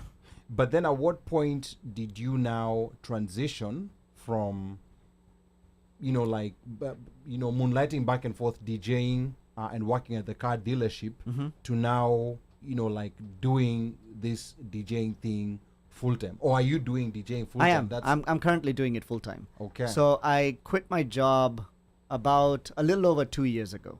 Okay. So until then, I was Wow. working full time and DJing. Okay. And So that was during the pandemic. yeah, so during the pandemic, 2020, 2021, Yeah. I started DJing a lot more. I wouldn't say a lot more. I started traveling to DJ a lot more and Okay. getting gigs out of state and better paying gigs. Let's just call it that. So now we upgrade from 300. Yes. Yeah. No, I Yeah. think Are you gonna share it's the been a while numbers? now. Well, if you want to book me, I'll give you a rate card. We'll sign a contract. We'll figure Ish, it out. rate card Aye, ticket. okay. Yeah, Rate card. it goes by. Omero by event. umesikia rate card. As you talk about that, someone does say it's first gig DMV Obama inauguration. Actually, yes. So Can you shout talk out- about that, please? Shout out DJ Bunty, DMV's own, and Peeweezy. Bunty and Peeweezy were the ones booking me in the DMV back in 2009, 2010. Wow, yes, and that's the first time that I actually Right. attended your show. And I remember DJing at a club, Love, in downtown DC. That place had yes. like 3 levels. Love, let me tell you, you're taking us back. Yeah. Now, Love was ahead of its time. It had like 3 different levels. Yep. You mean Dream? Yes, it used to be called. Now that's back in the day. Me Oh, by the time I was going sorry, there, sorry, it was sorry, called Basi. Love. Sorry, Basi. Oki Street. Yeah, that was a legendary club. Yep. Yeah. And I remember going there and doing an opening set on the top floor. And then it started getting nice, heavy. People started coming in. The vibe was good. So I got the vibe right. And then I remember Peeweezy coming up there and saying, "Sunny, this floor is doing well. Now we need you on the second floor." So another DJ would come, since I've already set the vibe. Yes. And I would be rushed to the second floor. And then the second floor, the DJ is just playing. People are not really that interactive. So Peeweezy would come and get me, and I'd go to the second floor. And then I'd start playing on the second floor. The place would get heavy. And then the vibe would be right. And Peeweezy kept taking me from floor to floor to floor all night. This was back in 2009. Yes. And Bunty is the one who had booked me for that event. And then there was a time the same group, Kina Bunty, had booked me for an event in Atlanta during Thanksgiving. And I remember playing at a club Velvet Room, I believe is what it was. I'd Yep. never seen such a dope DJ booth with couches behind and like this plexiglass. Yeah, Velvet I Room know. was, Yeah. Velvet Room was Atlanta, nice. Atlanta is always extra. And then I'm DJing and the crowd is getting heavy, and then I look behind and they're like celebrities sitting on this couch, like Atlanta celebrities. And it never quite hit me like, wait a minute, what's going on? Yeah. Wow. So Kina Banti, Kina Piwizi, those were the first guys to really get me out of Raleigh and have me start DJing out of town. Until today, they always bring me out to the DMV. And if it's not them bringing me out to the DMV, like for example, tomorrow I'm at Hakuna Matata, they always support yes, whatever it is that I'm doing. So shout out to them. Wow. Yeah. That's pretty good. Shout out Banti and Piwizi, and then a couple of comments coming in. Please, Ruth. And go ahead FYI, and Banti likes to go by the legendary DJ Banti. DJ Banti. He likes to go by the legendary. The legendary. Legendary. Okay. Lakini si ni mtu wenyu? It's a mystery to be solved. Okay. But what do you mean ni mtu wenyu? Meaning he may have some Indian descent, but he could be Kisii also. I'm not sure which is which. Okay, so I kind of lost a number of comments, not sure why, but I'm gonna read what I have on my screen right now. Somebody said like, oh yes, the only music store. So that's fill a room. Not sure what you're referring to because I kind of lost the comments before that. Sean says he took the family car is a Luo way of saying I stole my dad's car. Yeah, wow. And then Slay says sherehe haitaki uzembe. It's about you going to Mombasa. June, I'm gonna repeat this June's comment again. It's like you have to understand DjSunny has 9 lives. Then I said he must because what? That's because then June says Tony Murithi, can Munyeria come relieve this? And then I read DJ Banti says first gig DMV Obama inauguration. Stephen JJ says good thing with the states hiyo shule bado inaweza malizwa. Fila Room says yeah, love 07 to 13 was the party years. Pablo, what keeps DjSunny grounded besides Zoe and the baby mama? And then Ida says shout out to Banti and Piwizi. Can I say my first show I ever attended of you? I mean, I did see you online. Love that during the pandemic. But Sauti Sol, my first time seeing you live, and I remember feeling bad for the DJ who came after you because they took the show down, and I was like, why would they replace you? So what I liked about you is like you are able to keep the energy at like really good, but at a level that's very enjoyable. It doesn't go up like crazy or down. Like you're able steady. to stabilize. Yeah, it's very very steady vibe. Right. So it's a great thing to experience. You know, the initial tagline for this show about Afrobeats and everything, we're going to come back to that night Okay. when we discuss the impact of Yes. that tagline. We'll We're actually gonna come talk back to about that that exact tagline. night. Okay. Yes. Yeah. Okay. We're gonna talk about that tagline, but at the moment there was a question that Mika wanted to ask you, and I'm gonna let him ask the question. This is regarding, like when you're DJing for I think Kenyan and American crowds. Mika, there was something that you wanted to ask. Stuki. Yeah, I've been lucky to be able to see Sunny DJ both here and in Kenya, and in all places he shuts it down. No, not even competition about that. So my question was that, what's the difference between the two crowds, and how do you manage? Because I've seen you in your element in both the markets. I've seen how you handle all the crowds in both markets. Like, what as a DJ, what are the challenges? Because I've seen so many DJs also party with one side and fail horribly On the other side, yes. Yeah.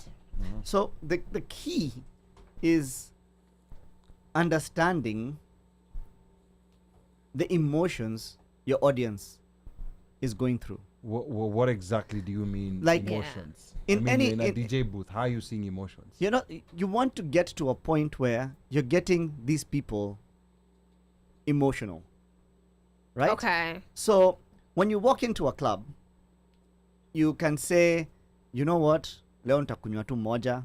You're being very logical. I'm only going to spend $10. I'm only going to spend 1,000 shillings, whatever it might be. Right? Yeah, leo sikunywi. Kunywa maji. And let me take it back to sales because I did sales for a long time. Okay. So I'll use a sales analogy. when you're selling someone something, as a salesman, your goal is to reduce their logical thinking and to increase their emotional. Yes. So The get them more irrational. emotional Yeah. and get them less logical. Get them irrational. Yeah. Rational. Yeah. And on the dance floor, you almost want to do the exact same thing. You want to kill the logic and you want to increase the emotion. But in this case, you're not really like digging into their pockets to do it. As a salesman, you are. But the logic is the same, right? So if your crowd is older and you play a song here and there and you see, those people, they are reacting this way to it. Those people, they are reacting this way to it. Then you want to figure out this crowd, what will get into their emotions? What can I get them going? Okay. If the crowd is younger, you look at how they are dressed. You look at what gets them going. Then you can say that there are certain things I can play that will get these people in the right, that will hype them, right? So it's all about trying to figure out how to best emotionally attack your audience. Emotionally attack your audience. Yeah. Wow. I'm gonna That's use that. pretty. I'm gonna good. use that one day, and I'll pretend I'm the one. Jamaa who's with anaongea this. psychology mob. Yeah, Unaangalia psychology. crowd, unaona hii ndio inaenda na unatwanga ukipepeta. I played last week at a mainstream place in Raleigh. No Afrobeat place, not a African place, not an international place, just regular good old Americans coming there. It was quite a mixed crowd. I saw a lot of African Americans, I saw a lot of white people, I saw some people whom I think may have had some African descent. Maybe they were Caribbean or Africans. I couldn't really tell. I don't know them. Some Latinos. I could tell there were some Latinas in there. And we played some Latin music. We played some Afrobeats. We played rock. We played some EDM. And it was understanding this crowd. How do they connect with each other, and how do we connect with them?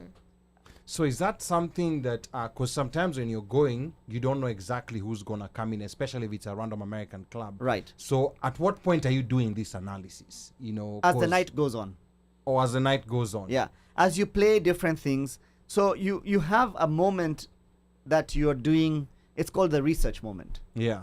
You have your research moment. You're looking at the crowd, you're looking at how they're dressed, you're looking at how they look, you're looking at how they react to different things you're playing. You have some tracks that are kinda not too deep. They're on the surface. They could be dancehall, they could be EDM-ish, they could be hip hop, Yeah. but they're on the surface. They don't really dig too deep into a specific genre. Okay. And you use those to test the waters. So you don't go with a preset playlist. So Because I that was used my to thing. think about doing preset playlists, and Yeah. there were before when I started going to these bigger venues and big shows, I used to start thinking maybe I need to start presetting my playlists and change the way I do things. And I would spend so much time presetting a playlist, and then I get to the club and I get to Kansas City and I find out, oh my goodness, there's a bunch of 24-year-olds in here, and I was gonna play old school Kenyan genge. Like this is not gonna fly, right? Like it could fly at a certain time, but yeah. and then I end up playing a lot of twerk music, and that's what gets them. So I realized, so anymore, to answer your question, I do not do set playlists. Oh, wow. Ali, Yeah. you unasoma crowd. Yeah, you know me back in the day when I used to think that I could become a DJ, like... Is that every guy's dream? Because I know it's too many who've tried that. No, me actually, I never attempted, but in my mind, when Yeah. I would see people playing, I'd be like, If I was there, I would do this. If I was Yeah. there, like I could do this. Like Monday night quarterbacking, when you're seeing Correct. a DJ playing, Correct. then you're thinking, me, I know better songs. Yeah. If I was there, this is what Yeah. I would have been doing. Yeah. No, but you have to read the crowd. And then the other thing that Sunny has not said, and I think I've told you guys this before, Yes. that there's some sort of energy you pull from the crowd. And the more the crowd gets into it, the more it fires you up, and then the more your creativity, and you just go, and at some point you're in a certain zone, which for people who play with DJs or play after certain DJs, hiyo ku hype crowd na umepeleka mpaka huku juu. Yeah. If you're a clever DJ, uachane na hiyo story usingie. You go fast. Yeah. No, hata just let Don't them even be. bother. Let that guy continue. Yeah. If Okay. you're clever. Lakini Yeah. kuna wale watakuja na Well, kifua watasema, so I'm we saw gonna that come. didn't happen. I'm gonna come and I'm gonna be able to take this. And it's kind of like say we are here during our show, and we have people hyped up, and then our signal drops. Yeah, And oh. speaking on that You, energy, you get what I'm saying? Yeah, I get you. Yeah, I see where that's you're coming basically what happens. speaking on that energy, I have another question because I've seen. So speaking on that energy, I assume you do grab that energy because I've seen you DJ and I've seen how you enjoy when you're DJing. Right. And I've also seen you after you finished your set, you came and sat down, and then you were like, "Oh, DJ and Abo," and went back up. So at that point, is it that energy that you're missing that is pulling you back? Because at that point, you're just doing pro bono work.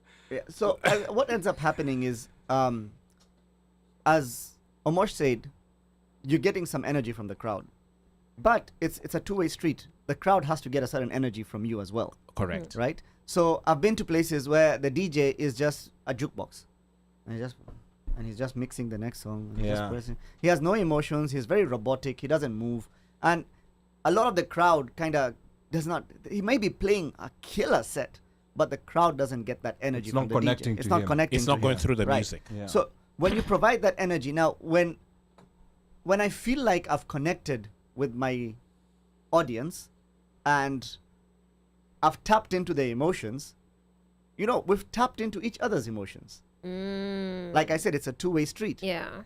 So if I am there and now this crowd that was so hyped is suddenly not as hyped and they're not getting their values worth of what they came there for, I feel responsible for being present and not giving them that value. So this is very serious business. Yes. It's not a joke. No, it it's takes not. it very personal. Wow. Yeah. Yeah. Like I'd never thought about it that way because I've been to clubs where you're there and you're just there. Then all of a sudden, because I've seen that, and even in one area, I don't want to mention who came before you, but we were just there, like in a club. Now you're even just socializing. But then, like there was a sudden shift. I had not even seen, like the changeover change. being made. Yeah.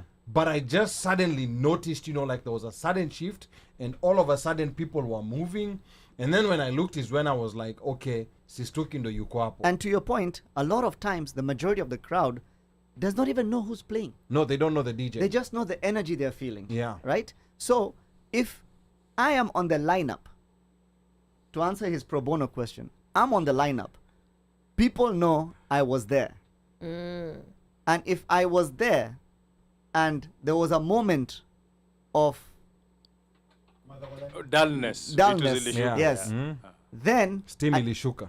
I feel responsible for that moment of dullness. And it can be attributed to him. It also what you pick up from this is, as well is like because I DJ and I also MC, Yeah. and the best MCs are actually DJs, Yes, DJs make very good MCs. but too. Yeah. not every DJ He's is an MC. Yes. That's true. And there's a lot of DJs who don't understand that MC part, you just don't have it. You understand what I'm saying? Yeah. So like, and this MC is supposed to help hype the crowd, right? So once you help, like, so when Sunny is playing, like I'll know where I can come in. I know where, I'm not interfering with him, doing his thing, but then I know when to come in and when to hype the crowd and to bring the crowd in, right? So when you bring the crowd in, that's all that part of that energy. You're feeling that vibe, you're feeling that energy, you're reading the crowd. Umapeleka uko juu. So you can't leave them hanging. Yeah. You know what I'm saying? And then so what ends up also happening as well is that because Sunny is playing and I'm emceeing and somebody hears my voice, they assume that I'm the one who's playing. Wow. Yeah, Okay. because you know what I'm saying? Because yeah, it's my yeah. voice Because there. it's your It's voice my they're voice that they're hearing, hearing. So come back and say, "Hey, Mosh maze ulikuwa umeroga." And I'm like, "Oh yeah, tulikuwa na Sunny ndiye alikuwa Sunny ndiye alikuwa anacheza lakini mimi nilikuwa kwa mic." Because that duo has imewapeleka. And I don't know if you've seen that happen with Sunny and Shinsky. Yes, they actually make a very good collabo. We're going to be talking about DJ Shinsky later on and what he said. Correct. Yeah. And, So and here's the thing between Shinsky and I. A lot of times when we're both playing, if you're not looking up there, you don't know who's playing. correct. Yeah. Yep. And that is one of the things where me and him connect so well in the energy we provide, and we have a slightly different style of playing. If you really look deep, we have a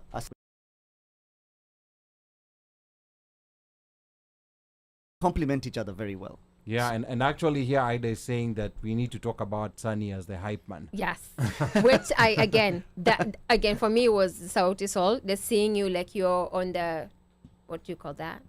Turntables, controller, mixer, and then whatever, you would leave there and come up front with Ida Yep. to hype the crowd, and then you just go back to make sure the music is playing, and then like that whole thing. Yeah. I think it's to me. I was just watching for the most part because I thought that was very amazing. Because I'm used to DJs who just stay behind the table just to play. Kamomosh. But it goes okay, and that so is how something. are you able to do that? And is that how you incorporate the dancers? You know? Yeah, so that is something that has come to me over time. Okay. And as any DJ that's trying to start out and get in this industry, I would say if you can do that from get-go, if you have that energy, if you have that going on, then that's excellent. But for me to gather the confidence to be able to actually do the hyping and playing and do it simultaneously has come to me from a lot of experience. Okay.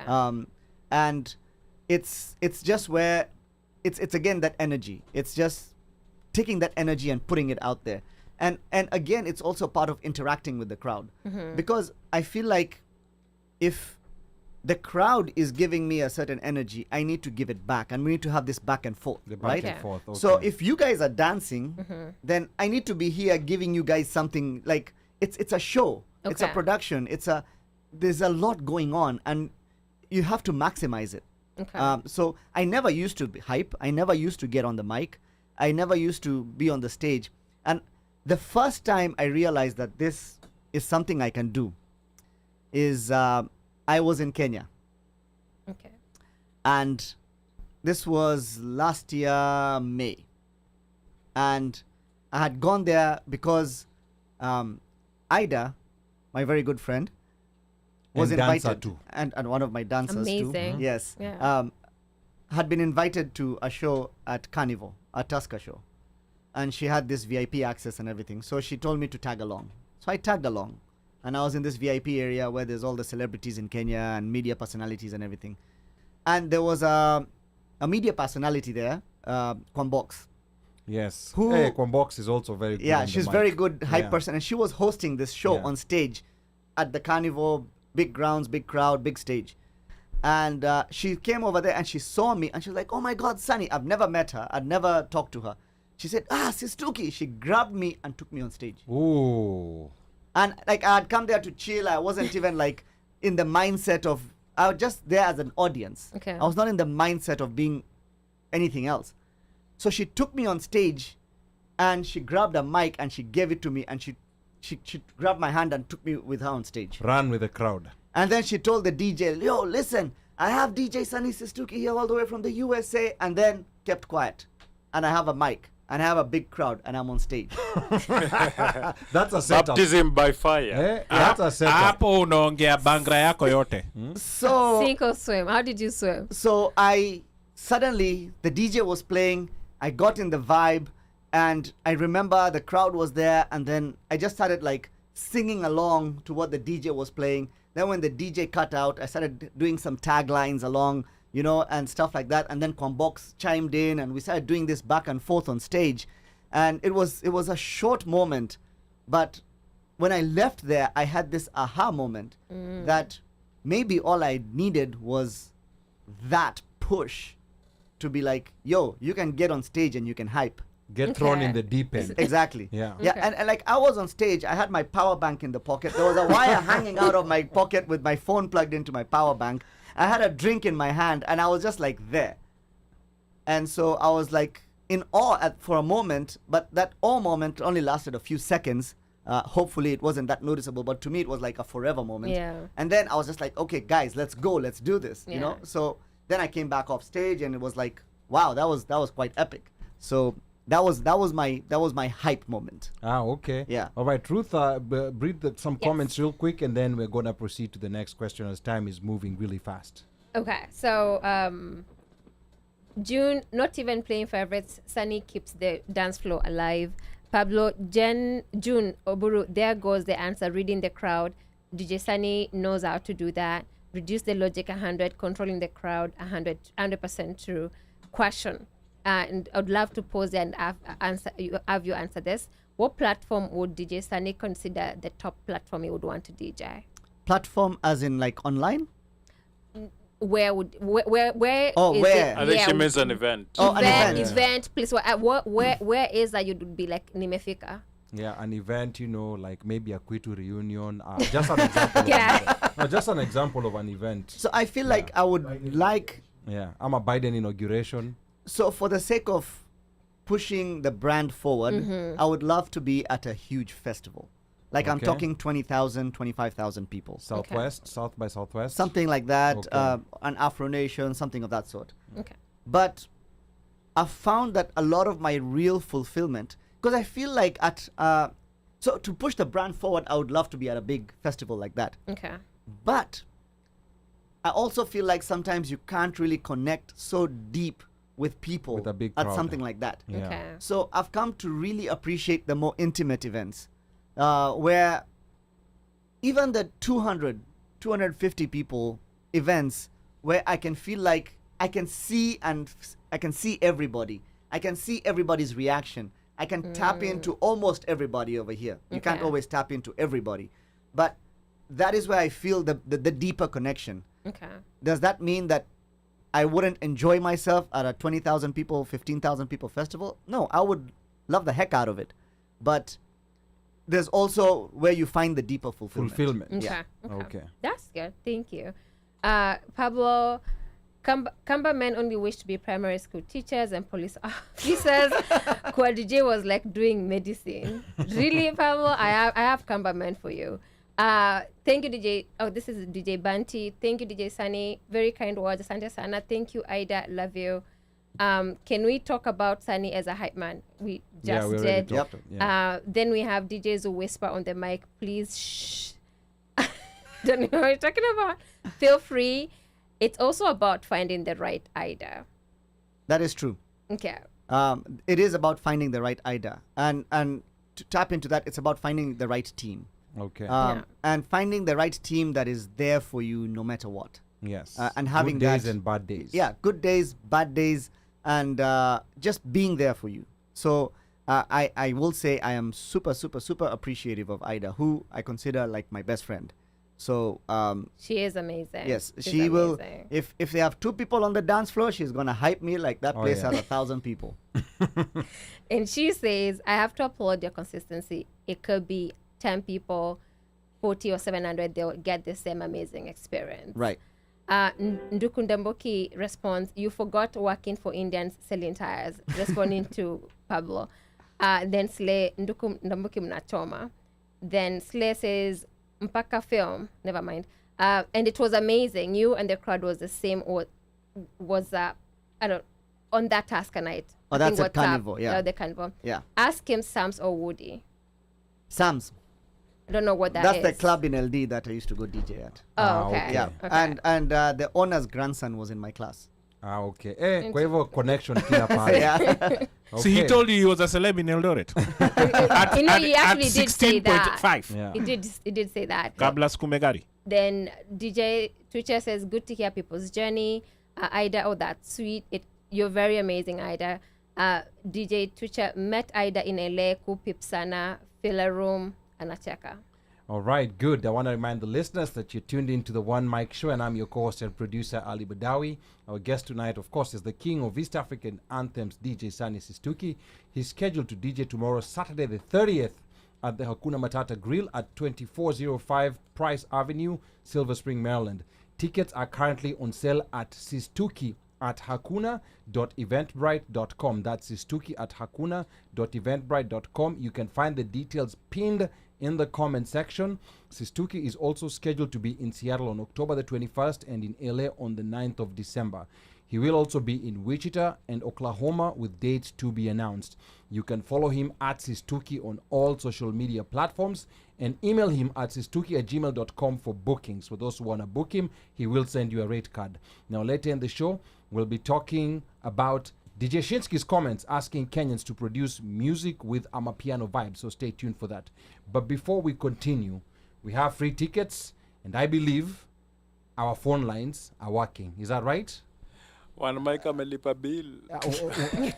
There's only one way to find out. Okay, there's only one way to find out. Okay. So again, we have free tickets to give out for Sistuki's show tomorrow at Hakuna Matata. Sistuki asked a question. I'm going to ask him to repeat the question. The number to call, 202-683-4570. Press *5 to speak. Once again, 202-683-4570. Press *5 to speak. And I'm going to go back to you, Sistuki, again. We are sorry the phone lines were not working earlier, but they're now good.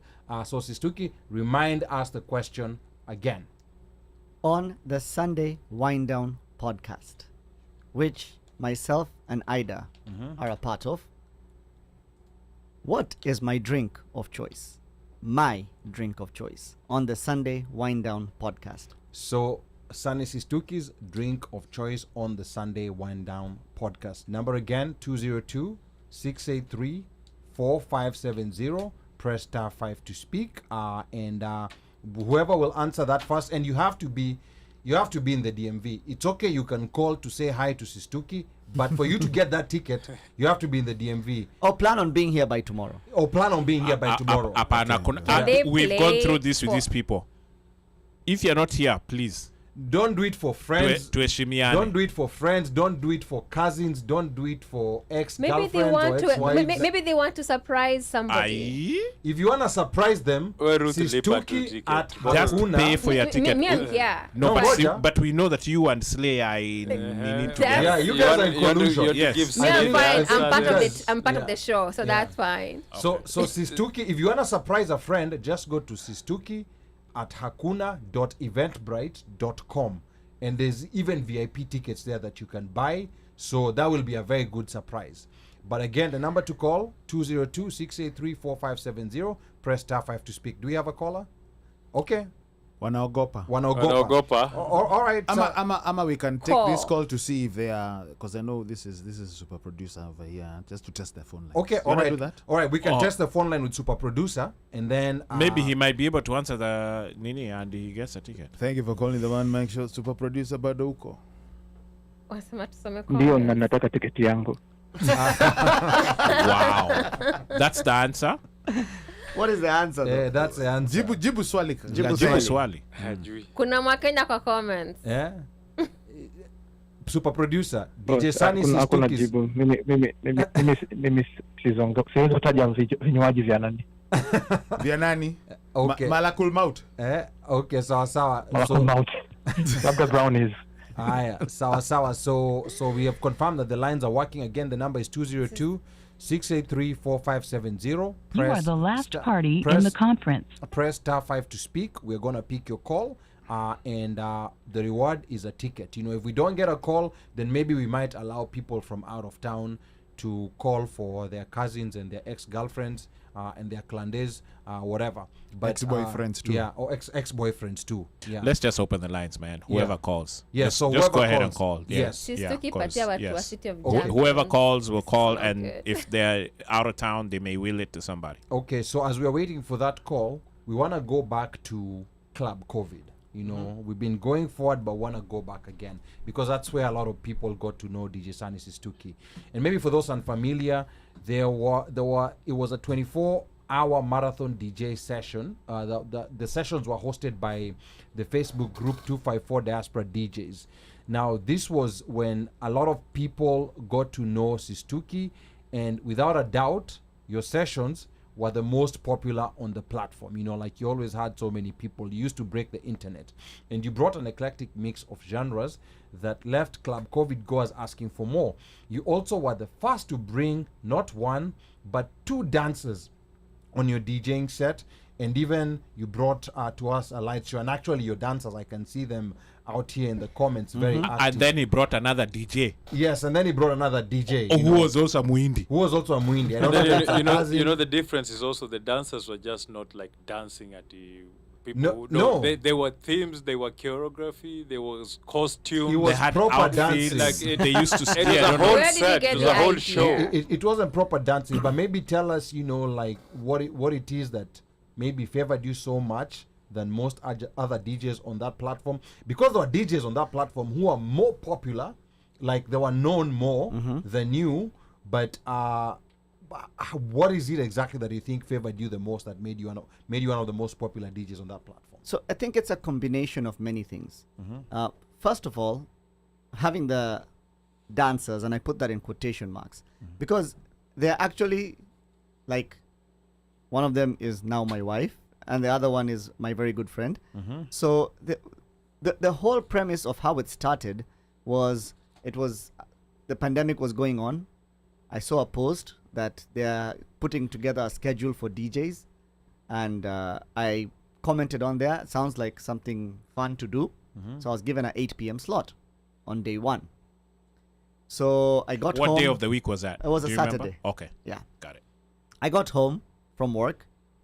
I set up the camera and whatever, and I started DJing.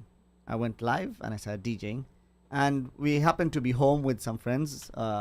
Ida was at home. We were there, and as I started DJing, the vibe started catching, and In the house. Yeah, in the house, and the ladies who are at home decided to enjoy themselves, and suddenly that became a phenomenon.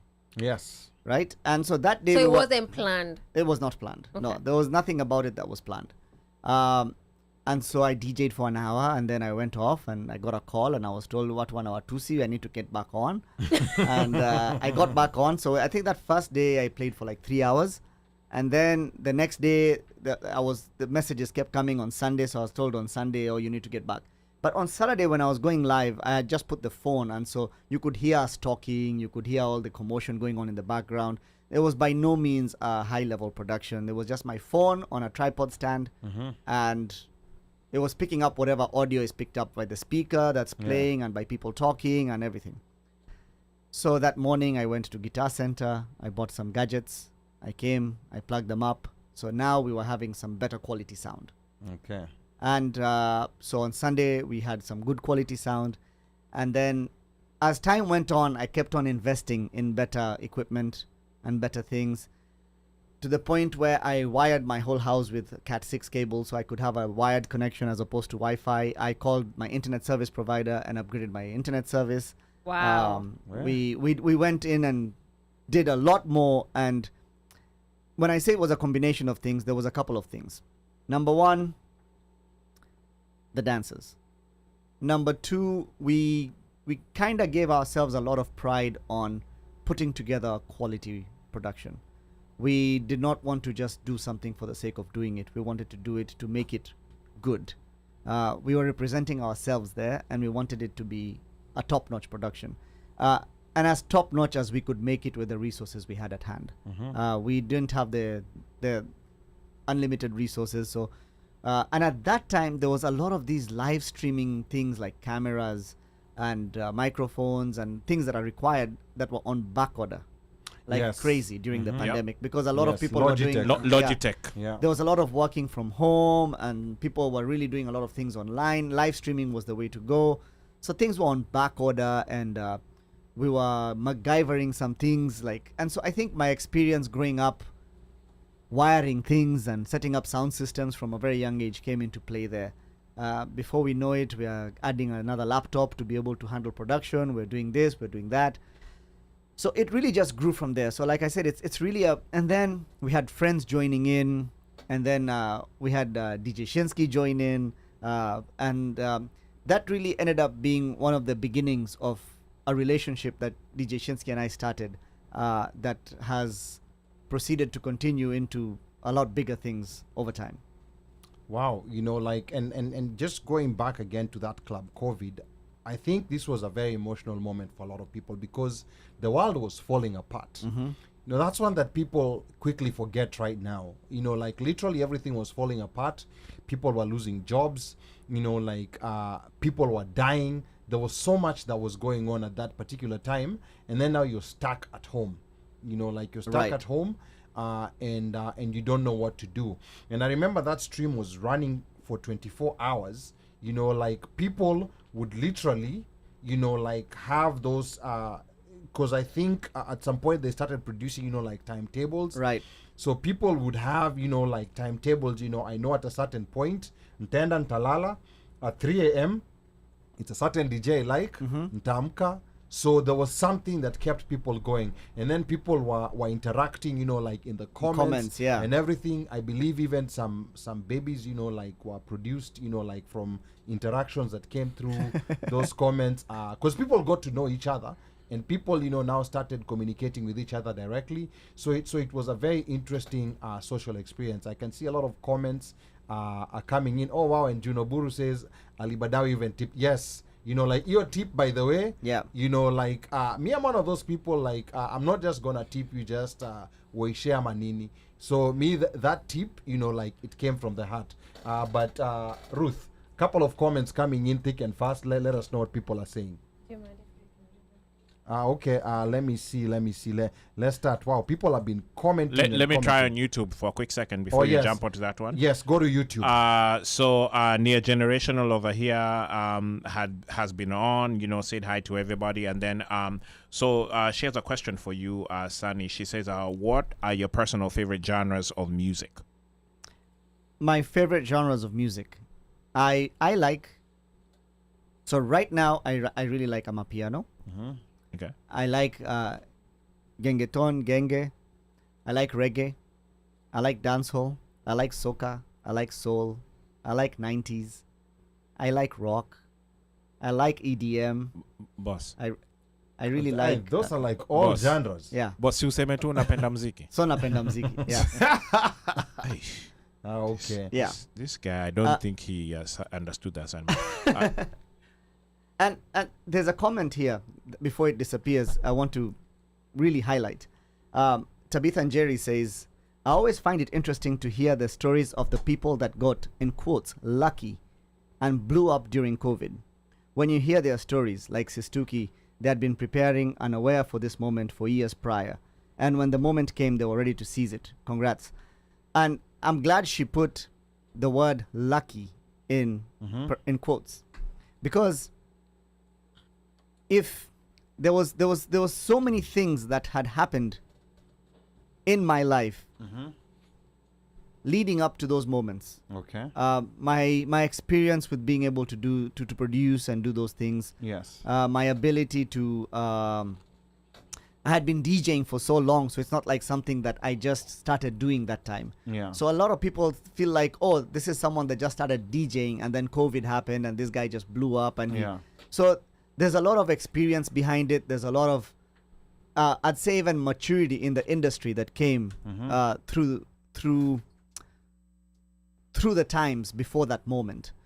So to highlight what she just said, like getting to the point where you just seize the opportunity. Where what is this the saying, where preparation and something meets, preparation and opportunity meet together. That's when so luck even happens. when you're lucky, you have to be prepared to take advantage of that luck. Exactly. So it's nothing that it was just like, oh my goodness, it was not like a lottery system where this guy just suddenly got lucky and blew up. You know what I mean?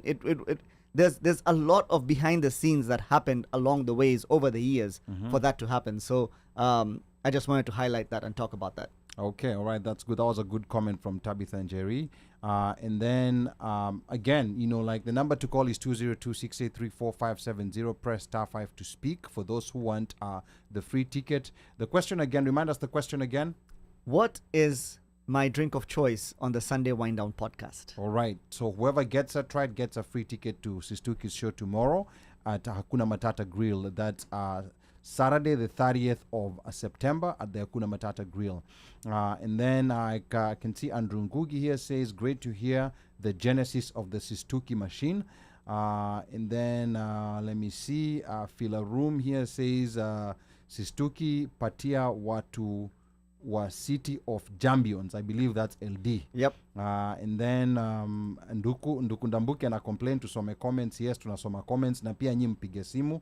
And then let me see, Phil actually anasema mumpigie yeye simu. So Phil, maybe sijui unaweza kuweka namba yako hapo ama mnaweza kuingia inbox. Phil anataka kupigiwa simu. I don't know exactly why, but mtajua hapo. Alafu Junobur, one of the dancers, says we provided adult entertainment, period.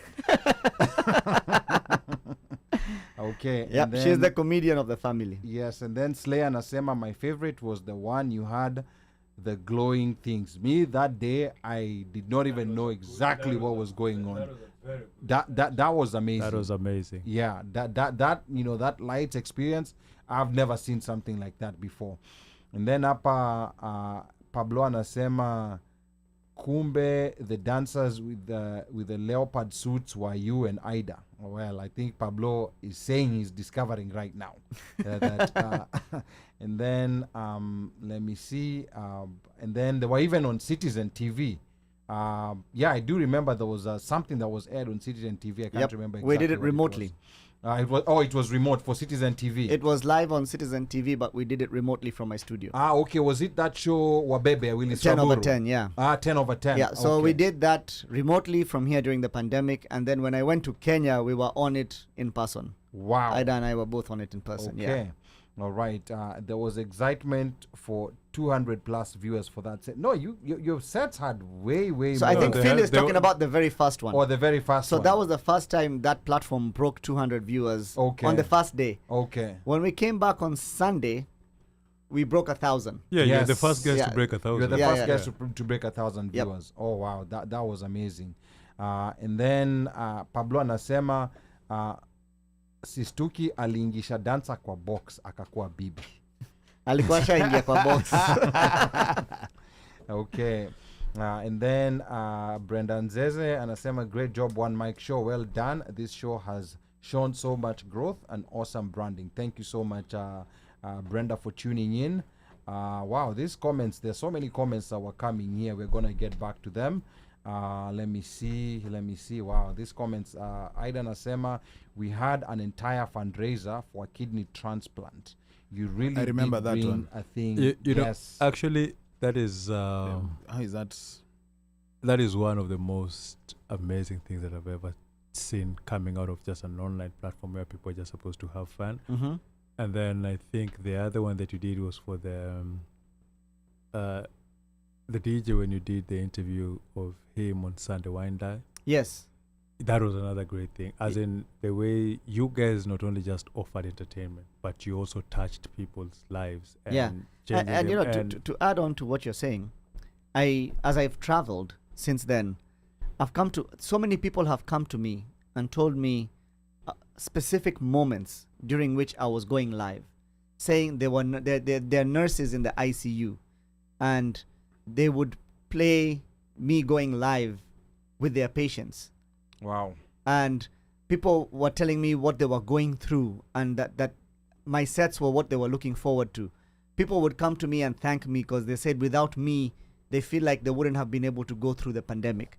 And as much as we were doing it for fun, I was honestly very shocked at how many people we touched in different ways while having fun, while providing entertainment. And just how many people you stopped from having mental breakdowns Yes. by that entertainment. Because honestly, that most people look at that diaspora DJ 254 and just assume it's just people having fun, Kenyans partying and everything. But Yeah. that thing kept a lot of people sane.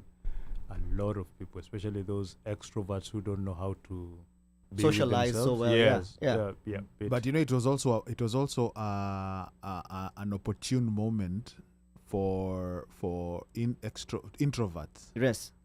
to tokelezea. Yes. Yeah, Yeah. those keyboard warriors. Because those guys, they really yeah, don't do anything.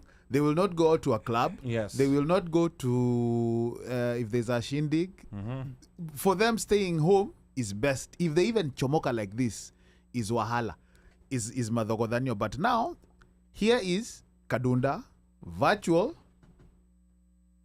And you can Nijibambe interact. kabisa. So I've met a lot of people who are very heavy in the comment section. And when I've met them in person, it's a complete switch in personality. Yeah, they're just calm. They don't even like get so hype. They're just chill people.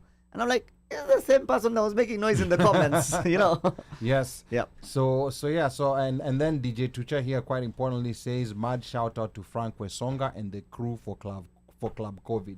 You know, they kept people entertained during a very difficult time. Now, Sistuki, I want us to go. I'm gonna come back to the comments, Msijali. These comments are coming in so thick and fast today. But I want us to go now on Matters Music. Now, your flyer for this weekend, at Hakuna Matata Grill, besides advertising the show, it also said that Afrobeats has taken over and should we create our own sound in East Africa. I want you maybe to talk about this and what was on your mind when you came up with this tagline, Sistuki. I actually did not come up with a tagline. Okay. Yeah. All right. So Yeah. whoever came up with the tagline. So whoever came up with the tagline, and I Yeah. think they have this Afrobeat, they have this East African anthems as a tagline for their whole of September Okay. at Hakuna Matata for the events they're doing there on Saturday. Mm-hmm. And I happen to be one of the DJs in that theme that they are providing right now. Mm-hmm. However, this is a conversation that has been going on since time forever. I feel like people have talked about it and beaten it and talked about it and talked about it, and literally all they've done is talk about it. Talk. So when I say all they've done is talk about it, is I feel like we haven't done anything else about it except from talk, Okay. right? And I'll bring in, and I know you've mentioned this, but I'll bring in DJ Shinsky's comment, post. Yes. He said, Kenyans should come up with more Amapiano type music because it's the wave that's not going anywhere right now. It's Yeah. what's popping. Okay. And I have to agree with him because let's take it back. Let's take it back to Afrobeat becoming popular. Mm-hmm. So we'll put Amapiano on the side for a second and let's take it back to Afrobeat becoming popular. Afrobeat became popular, became a global sound. People like Burna Boy, Wizkid, Davido becoming international musicians where they are listened to all over the world. We could say predominantly those really popular sounds and artists are Nigerian in the Yes. Afrobeat world, Mm-hmm. right? So they already had their signature Afrobeat Mm-hmm. and it was globally recognized. And then this Amapiano beat comes along, and for people that already have a signature beat that don't have any necessity, if we look at it from a Kenyan point of view, of diverting from that signature sound, they embraced Amapiano. And they released hits after hits after hits on this Amapiano type of beat, Okay. right? Did they need to? Because they could say, we already have our signature beat, which is what Kenyans seem to be saying we need to go looking for. Kenyans, we say we need to go looking for our own signature beat. Afrobeat Nigerians already had their signature. Mm-hmm. But yet, they said, let's embrace Amapiano. Okay, let's move on to the east coast of Africa, Tanzania. Mm-hmm. Bongo flavor already had its flavor. Yes. They were already doing music. Kina Diamond, Alikiba, everyone had things going on. Mm-hmm. They really didn't have to embrace Amapiano. No, they didn't. They didn't. They already had their signature beat. The so-called beat we seem to be looking for as Kenyans. But yet, they embraced the Amapiano wave. Because it is the vibe people were, the audience, they were going for the audience, right? When we talk, my opinion is when we as Kenyans talk about Kenya needs to find its own beat, or we already have a beat, it's called Genge, or Gengeton, or Kapuka, or whatever we want to call it.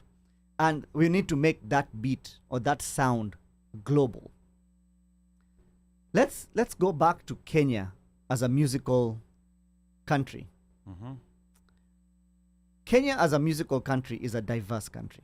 Growing up, Kenyans listened to all kinds of stuff. If I ask Mika, I ask you Ali, I ask OneMic or Omosh what you guys grew up listening to, you'll all give me a different rendition of what you Absolutely. grew up listening to. Yes. I told you guys I grew up listening to soul and reggae. Mm-hmm. Some of you grew up listening to maybe rumba. People grew up listening to Lingala. You know, people grew up listening Taarab. to Taarab. Mm-hmm. People grew up listening to a variation of music. Yes. When I started going out in Kenya to the clubs, the club would be Deejaying from 10 p.m., 9 p.m. till 6 in the morning. Yes. And in that time frame, people have not come in and out. The crowd is there Yes. and they have vibed to just about every genre the world has to offer. From before it was EDM, from techno to rock to Bhangra to R&B and slow jams To even gospel. rumba to gospel, Even to sounds like mambo. mambo. Yep. At that time, there was Kwaito from South Africa. Mm-hmm. And people, there was hip hop. So we have never been like the people that say, this is our vibe. We have been musically very global as Kenyans. Now, let's go back in the same time frame and say maybe we grew up in Nigeria. Were we as exposed to this global music if we grew up in Nigeria? Absolutely not. Were we as exposed to this global music had we grown up in South Africa? I don't know about South Africa, but Nigeria, absolutely not. Right. From my interactions with So, Nigerians. Yeah. I feel like the reason why Nigerians stick to Afrobeat is because that is what they've been exposed to. I know, Ali, at one point you said if you want your kids to enjoy Fufu. fufu, then you need to feed them fufu. Yeah. Yeah, if you want your they'll kids, grow up thinking that's the, That's most the best delicious, food. Delicious the best food, Which food is true. in the That's how world. we think about Yeah. ugali, right? yeah, yeah. Mhm. If you want your kids to love reggae, Yeah.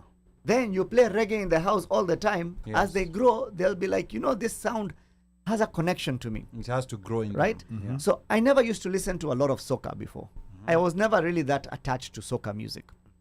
And then I made a few trips to the Caribbean. I went to St. Lucia, I went to Barbados for vacation. And now, when I hear soca music, it takes me back to my experience in Barbados, to St. Lucia. It doesn't take me to a Caribbean party in Raleigh, North Carolina, No. which is where I used to listen to. I had had soca music before. And I didn't say I disliked it, but I didn't care. I was neutral about it. Yeah. Yeah. Once I made a few trips to the Caribbean and I saw the vibe and it happening in its place, I started really loving soca music because I experienced it in its element. Yes. So to bring it back to what I'm trying to say is we keep trying to say we need a signature sound. Our signature sound is global.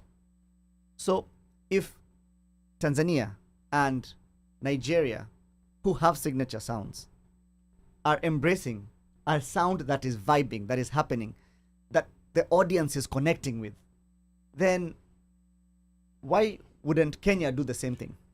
Wouldn't you think there is a fear maybe from the artist in that Kenya is a very brutal market, especially to its own Correct. its own producers, right? Correct. And Amapiano is something that's enjoyed in Kenya pretty heavily, Yeah. right? But now the thing is, don't you think that maybe the artist is scared that once I venture into this and I have something going on for me, and then I venture into this, they might turn around on me, and that's the end of me. Because in Kenya, it's very easy, very It is. easy to lose Lose your audience. Yeah. But right now, if you go to Kenya, these same artists, how much of their stuff is being played in the clubs? Very few. minimal. Very few. Actually, It's being played, but it's not that much. Yeah. So what do you have to lose? And I'll tell you why Kenyan artists, my opinion, I have nothing against Kenyan artists, but I'll tell you why they are not embracing or they're afraid of embracing these other sounds. Because they feel like they are betraying their authenticity. That's true. But then when you look at it, most of them don't have that authenticity because they are copying another sound and incorporating it into themselves, unless we are talking about the vernacular artists. But you'll find, even if you find those most artists in Kenya, is that you'll find there's the hip hop route and then there's the Afro pop route. Right. So it's not like their own sound which they just came out of with it. They went with But it. it's not their own sound, but it's But- their style. It's the style. Yeah, it's the style. Yes, Right. the style. And then so another speaking of styles and sounds, do you think we missed a beat with Gengeton? Because Gengeton was, and I still believe is the only Kenyan sound that actually transcended borders and was being heard everywhere until we ourselves killed it again in Kenya. I wouldn't say we killed it in Kenya. But you kind of looked funny when you. We didn't kill it. We didn't the support it. Gengeton artists and the genre stagnated and did not grow with the times. Did it? So again, my question: did it stagnate because they were not creative, or they could not evolve, or did it stagnate because there was just, it was not given the opportunity to stagnate because I think it was a little bit of both. I think it didn't get the resources it needed to be able to grow and the guidance it needed to be able to grow. And at the same time, I feel like okay, bongo, they sing in Swahili. It's this sweet melody. Yeah. If you can do bongo in Amapiano, and I'm not just saying tomorrow we might come up with another beat, another sound may take over that's called something completely different. I'm using Amapiano as an example because it's what's popping right now. But if you can take bongo, that used to be Kina Cinderella and Makmunga, and you can use that language, that sweet language, and maybe even make it a little crude in some of these songs, but it's still that sweet language, and do Amapiano with it, right? And do that Swahili vibe with Amapiano. Why can't you take that gengeton, that sheng rap, and take it into Amapiano? I'm actually a believer of what you're saying. Yeah. You know, when it's just that, when it's a tweet, you don't see it, but the way you've broken it down and you've explained it actually makes total sense, because we've seen Nigerians who have jumped on Amapiano and have become world beaters, people like Ashake. Yeah. And he was a nobody until he started singing with an Amapiano, and then all of a sudden he blew up. Exactly. Somebody like KC, that song Ojapiano, look at Davido's new album. The hottest song on Davido's new album is an Amapiano. It's an Amapiano. Yeah. So I get what you're saying, and I've actually bought into what you're saying, but now for me it's just that, again, it comes back to the so-called gatekeepers of music. It's like there's a certain type of music they want to push out of the country. Let's not lie to each other. When you were in Kenya and we went to the club, you were the only person who was playing Kenyan music. True. Local DJs are not even playing Kenyan music. It's like there's that thing, DJ, and we will ask the DJs who are not playing Kenyan music, they will say ati mafanzo attack you, like, no, mbona Sunny amecheza na mafanzo are enjoying the music. Yeah. And then it boils down to the manager wants us to be competitive, and by being competitive, every other person is playing Nigerian music, going to play Nigerian music. We go to Kenyan radio, it's the same thing. They choose certain sounds on which they want to play on the radio. They don't give everybody that chance. So do you think that, do we have that capacity to actually allow that Kenyan Amapiano to grow? Because it will be painful for some of these people to switch so that they can be able to give you that music that you want to listen. It's going to be painful. Are we going to give it its chance to grow and explode? Because Gengeton came, it embedded itself, but it was never given a chance to grow and go higher, the way Kenyan hip-hop and Kenya Afropop have been given that chance. Yeah, so if an artist comes out with a track that's got this Amapiano beat, because it's a vibe right now, and it gets airplay, and people connect with it, and it goes viral. Let's just say there's a tune that comes out and it connects, right? It hits. The chances of it hitting are higher because everyone is listening to Amapiano, and you're going to do something Amapiano. And if it hits, let's say an artist like Major, I'm just going to use him as an example, comes out with an Amapiano song, and it goes viral. Now people will be wondering, who is Major? How many times have you heard a new song and you're like, man, this thing is popping. Who is this? And then you go looking for other songs by that person. Yes, that happens a lot. Yeah. That happens a lot. So because of that, when something is popping, the world is recognizing a vibe, a beat. Use it as a gateway. Okay. So I'm gonna restructure this question a bit, because there's a lot of artists who are gonna listen to this, and they're gonna come for you, Sunny. Oh yeah. They're gonna come for you, Sunny. So he ready. So when we look at, for example, like bongo, for example, they have embraced this Amapiano sound, and I think even before embracing it, they started doing collabos with Amapiano artists. You remember, like there was Mario. I would not call Shoma Josie necessarily an Amapiano artist, but Mario South did. Africa, yeah. Yeah, Mario did a collabo with Shoma Josie. Yeah. And then there was a collabo that Diamond did with focalistic. You know, ile godoro tumeloweka maji. It had that South African, you know, like vibe in it. yeah. Oh, actually, that was Yeah. a full Amapiano song. There was a full Amapiano song, Yeah. but they were singing in Swahili, and there was actually an Amapiano artist Yep. in the song. But now they've totally shifted. You're seeing the likes of Jukes and others, you know, like the Zuchus doing, you know, like full Amapiano songs, and those songs are doing well.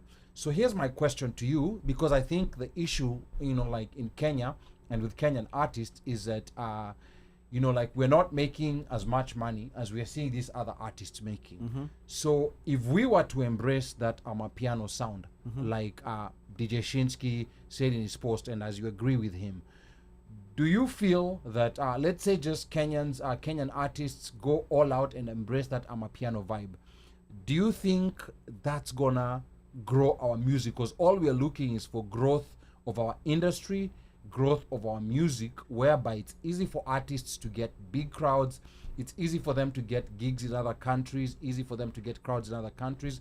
Will it grow our music in that way if we were to embrace this Amapiano sound, in your opinion? I think it would. And my reasoning behind that is, at first, the artists require a higher level of recognition. Okay. Right?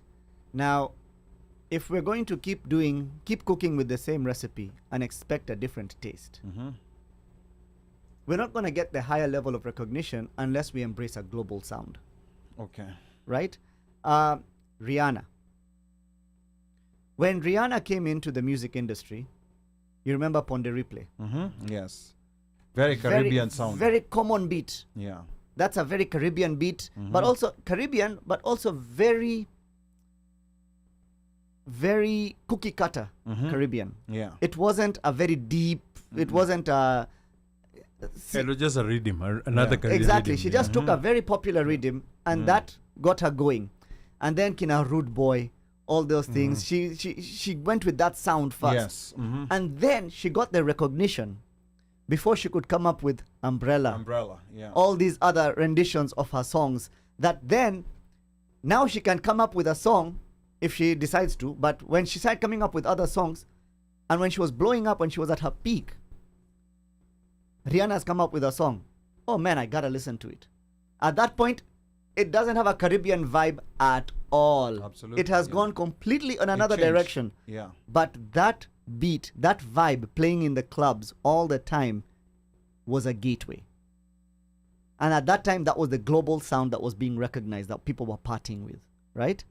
So why can't we take a sound that the audience has a gateway, the audience is really vibing with, and use it as a gateway into getting the recognition that we want? Okay. All right. Let me read some quick comments here, because Ni mob sana. Hizo comments ni yeah. mob, because no keep it up was so Apa, you know, like Pablo is asking, is there a genre that you're gonna quickly answer Pablo, then I'm gonna keep reading the comments. He's asking, is there a genre that DjSunny finds hard to DJ? Nothing is hard in this world Nothing is hard in this world. Good answer. except a hard drive. Okay. And then That's hard.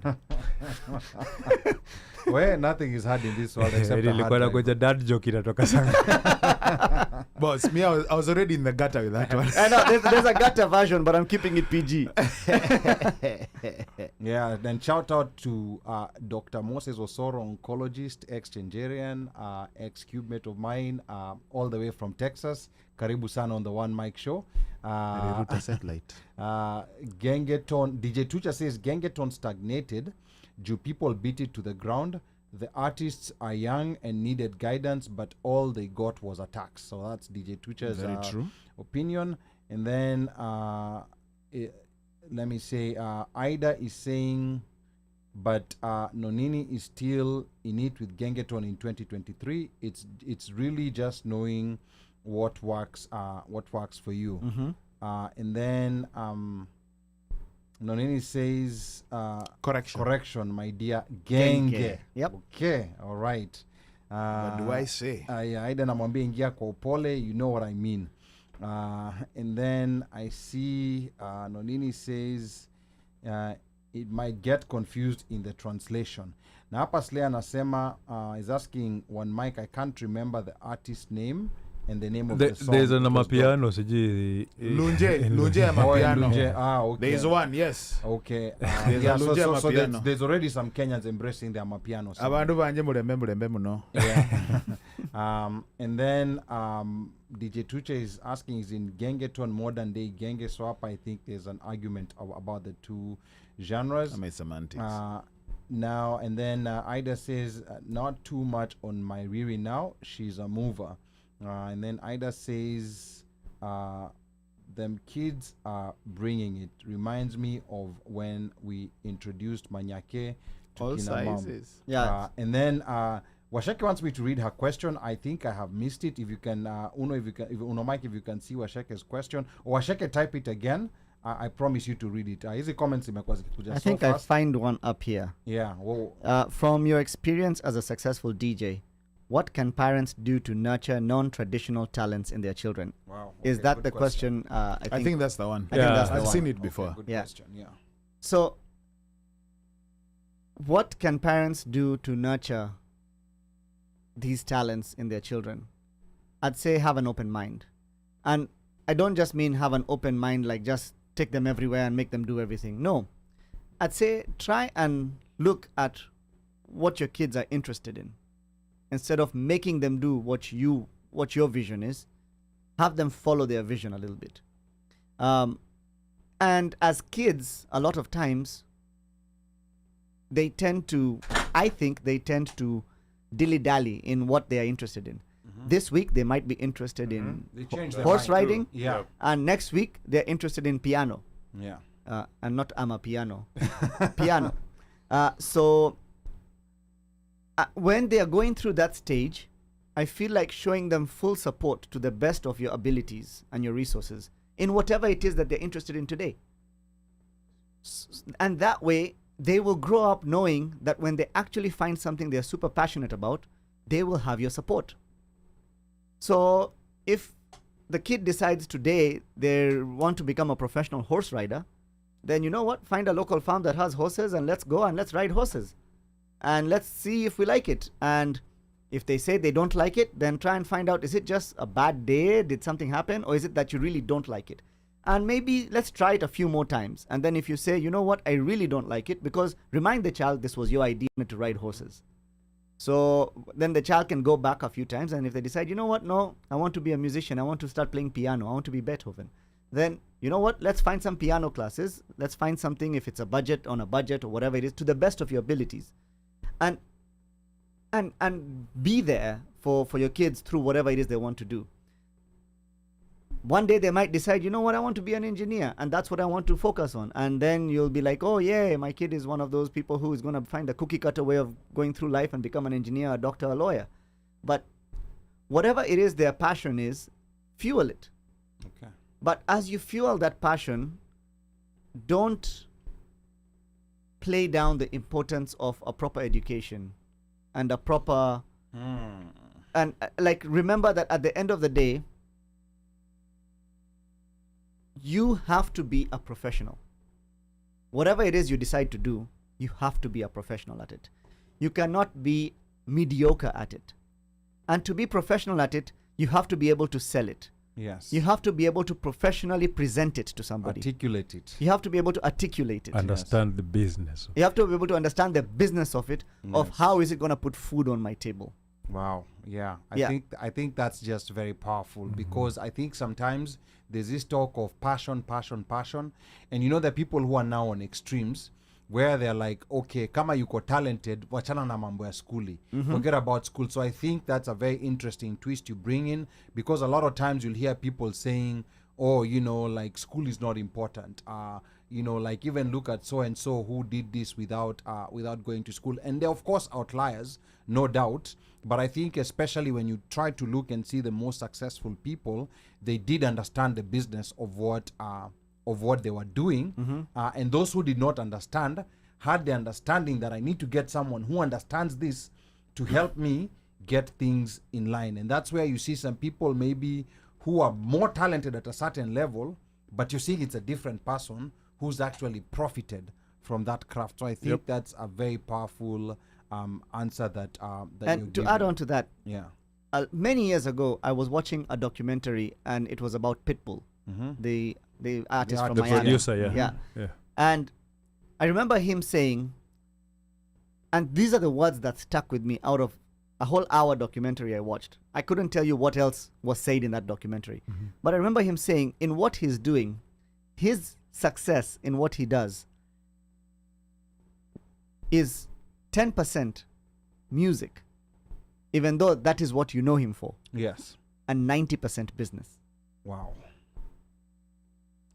You know, I don't even know how to put this. It's very important for people to learn how to think like entrepreneurs, even when you're still employed, even when you're not working. Yep. It's important to learn how to think like an entrepreneur. And even when you're employed and you plan to becoming an entrepreneur, it's also important to learn how to also think like an employee, because when you become an entrepreneur, you're gonna be working with People employees.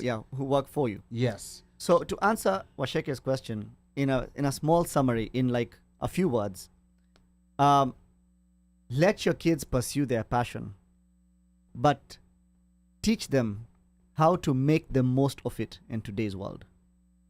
Let your kids pursue their passion, but teach them how to make the most of it in today's world. You and Ndaitumia. You know, it's Wao interesting. kila Eh? kitu. Ndaitumia. Before Omoshi chime in, we have a caller. Yeah, oh, we have Oh, a we have caller. a caller. Oh, yes. Yes. Finally. So- Remind us the question again. What was the question again? The question is, what is my drink of choice on the Just- Sunday Wind Down podcast? Just give them the ticket. They've called. You are Thank you. Mepiga. Amepiga mpe tu tikiti Thank you for tuendelee. calling the OneMic Show 1663. Tafadhali identify yourself. Tell us where you're calling from. Tell us your And name. your answer. Yeah, tell us your name, where you're calling from, and give us your answer. Hey, good evening. Okay? Good Uh, evening, Good evening. Good Good evening. evening, sir. What's your name, and tell us where you're calling from. Good evening, Squared. Let's go on. I'm calling from a phone booth here in Butere, and here we are calling to give Shinsky. Namaste, Shinsky. It's It's Sistuki. Sistuki. It's Sistuki, not Shinsky. Wewe uko maji. Yeah. We are You Kogez. go waters. You go waters. Sorry. Anyway, my name is Misha. I want to take you guys good work. It's Misha. I'm calling here from Baltimore, and the answer is an 18-year-old teenager. Brand is whiskey. 18-year-old brand. He said 18-year-old teenager and the brand is whiskey. Okay. Is that the correct answer? The correct answer is whiskey, correct. Okay. All right. Yep. So Misha, do we throw a yellow flag on Misha, or do we give him the ticket? No, it's okay. Hakuna rough in the passer. Hakuna rough in the passer. No, hakuna. Yeah. Hakuna. Amepiga simu. Amepiga simu. Na Amepiga amepata simu. answer. You guys Simu, but that's a good conversation. You guys actually are doing a very good thing, sincerely speaking, and you guys keep it up. It's a nice, informative topic you guys have brought with different angles, also saying how we should encourage the young ones to follow their dreams. So, Bai, that was a good one that you're doing, and keep it up. And next time, usisukume gari. And you know, You guys have guys to push the car out. Lakini si alikuwa ameiba gari, so haezi ambia hao watu wa part of his nini. you know, guys, I want to thank Misha for calling, and I also want to call out Mish. You know, Mish was my rugby coach at okay. Mombasa Sports Club. Mombasa Sports Club.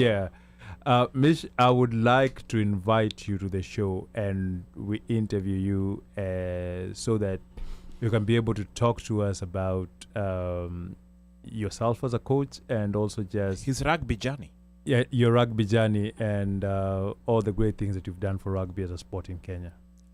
Yeah, he played for the Kenya. Yeah, I'd be honored to do that. Thank you, guys. I'd be honored to do that.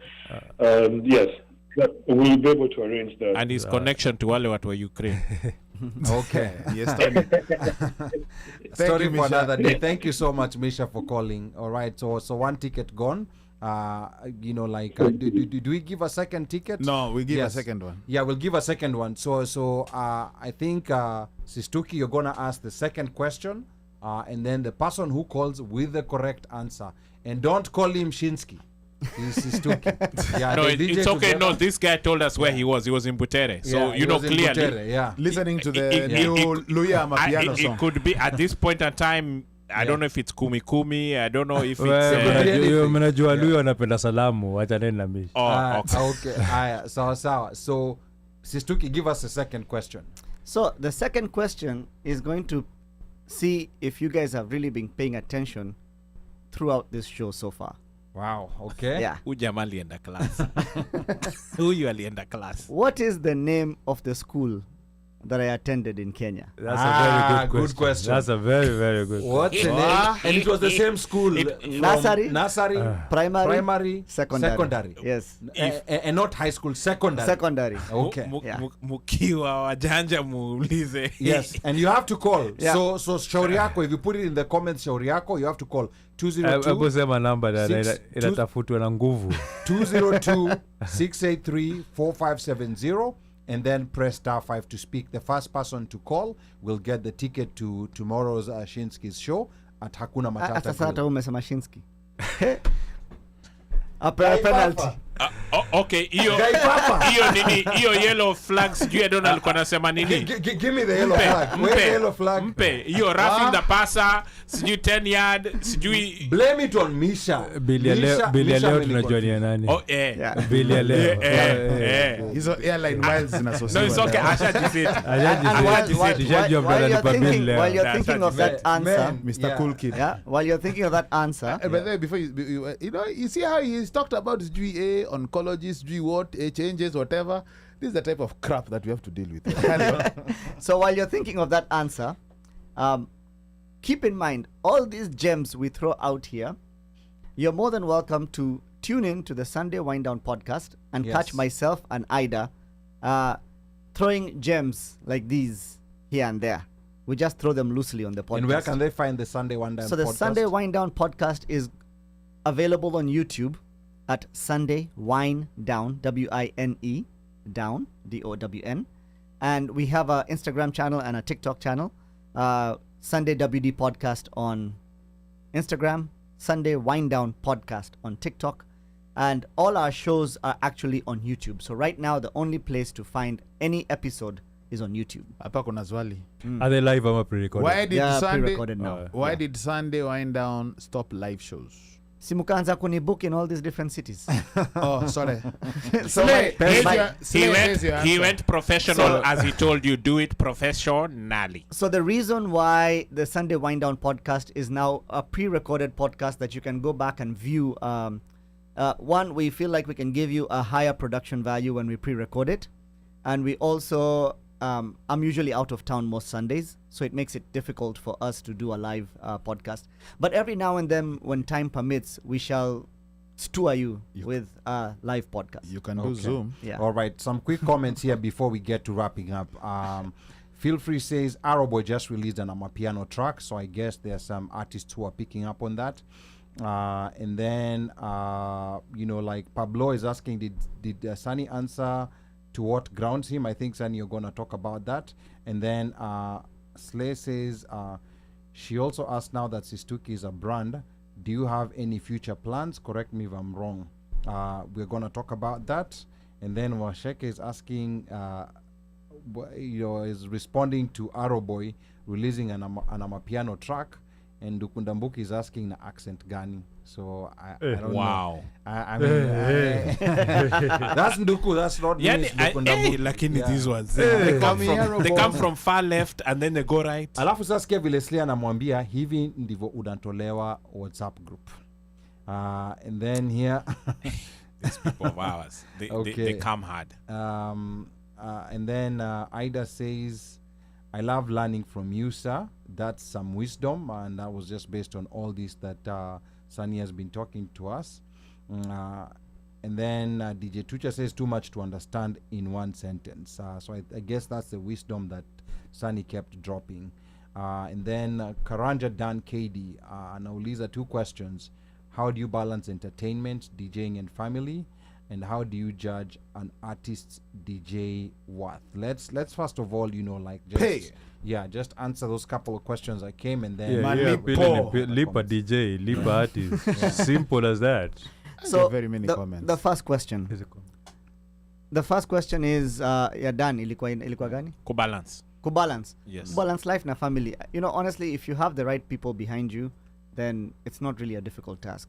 As long as you understand that your family is also your team, and you're able to balance their priorities with yours. So when they have a priority, whether it's within your interests or not, you support them. And when you have a priority, whether it's within their interests or not, they support it. And that's the team analogy we use in our family. How do you assess an artist or a DJ's worth? Ask them for a quote. They'll give you a quote. If you don't feel like paying it, don't pay. Someone else will. We continue with life.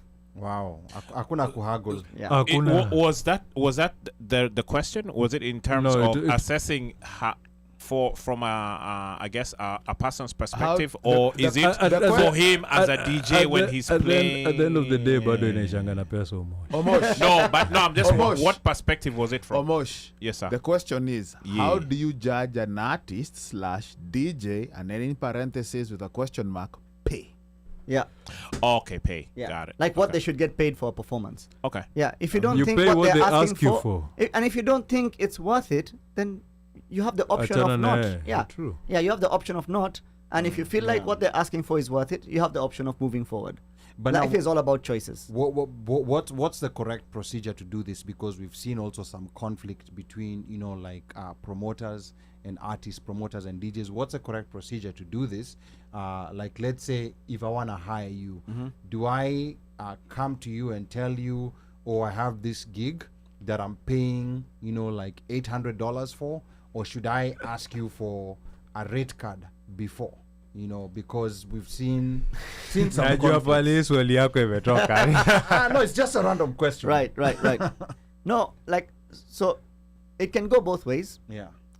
You as a promoter can make an offer, Okay. and the offer can be accepted Or rejected. or rejected. Yeah. You as a promoter can also ask for a quote. And on the flip side, the quote can be accepted or Or rejected. rejected. Yeah. Or negotiated. Or negotiated. Yeah. The key is that be a respectable artist. If you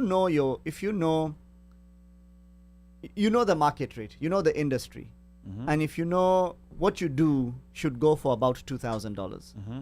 I'm using that as an arbitrary number. Then quote Something somewhere in that close. vicinity. Yeah. Quote 2,200, 2,400, 1,800, somewhere in and then the guy will ask for a discount. You can go to 2, or the guy will say, okay, 24 is fine. Ata, if you could take 2 but you charge 24, ujamgonga. Yeah. But if you know your market, what you do, how many people you can pull is worth 2K, don't ask for 8, Okay. right? And vice versa. Yeah. If you know this person, market rate, he's done a lot of work, is usually $2,000. Usimpatie Offer 500. 1,800. Okay. Usimpatie 500. Yeah. 500. Hiyo hapo 500 500 is Yeah. what goes on. So it's all about mutual respect. Respect each other. Yeah, and it's interesting. There was a time when Tulikuwa Omosh. tunajaribu kutoka hapa lakini tumeingia. No, there was a time when Omosh, I understood, like where Omosh was coming from. Where I think I can't remember the exact amount, but he said, even him, if someone is calling him for a DJing gig, like 500 is just enough kutoa equipment kwa basement kuweka ndani ya gari.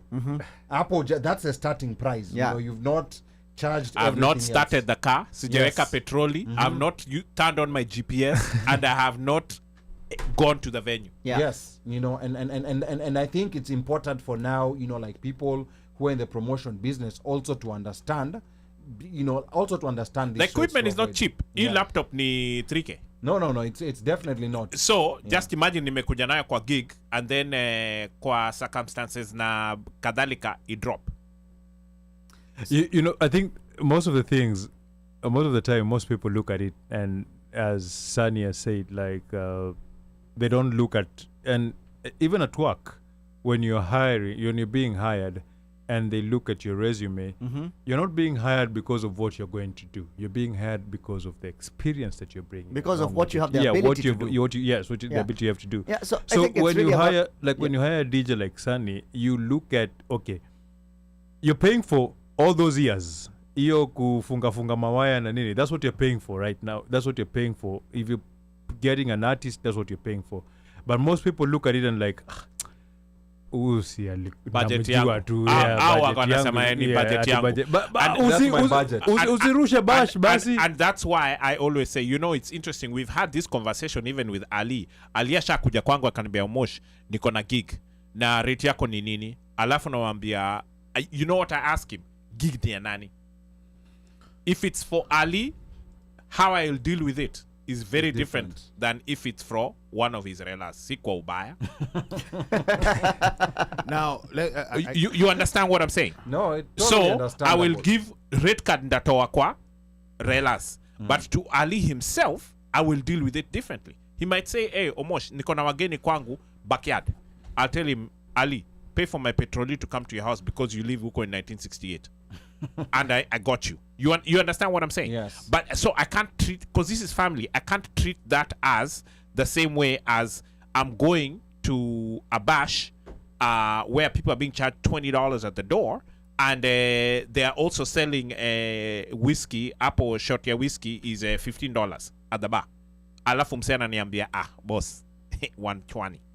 I look at you and I laugh because I'm supposed to keep people in the seats, and I'm supposed to. I'll even, in fact, you know what? I'll even give you a Bluetooth speaker. You know, actually, I've seen a watch that. Give somebody a speaker for the price. No, I have done it. I'll tell them, you know what? You guys can't afford me, but I got you. I have a Bluetooth speaker. Here you go. Haki ya Mungu, si kwa ubaya. And it's not that na tusimutu because hatutakosana juu ya peni mbili. No, I agree. You understand what I'm saying? Yeah. Totally That means agree. that either you can't afford my worth, or you don't agree with what my worth is, or your pocket just can't get. If your pocket can't get that, that's fine. That's okay. You know, and it's understandable. Just like Sunny said, I will give you the rate, and if we can't agree, you can't afford it, it's okay. You'll go to somebody else who, muneza kutana hapo.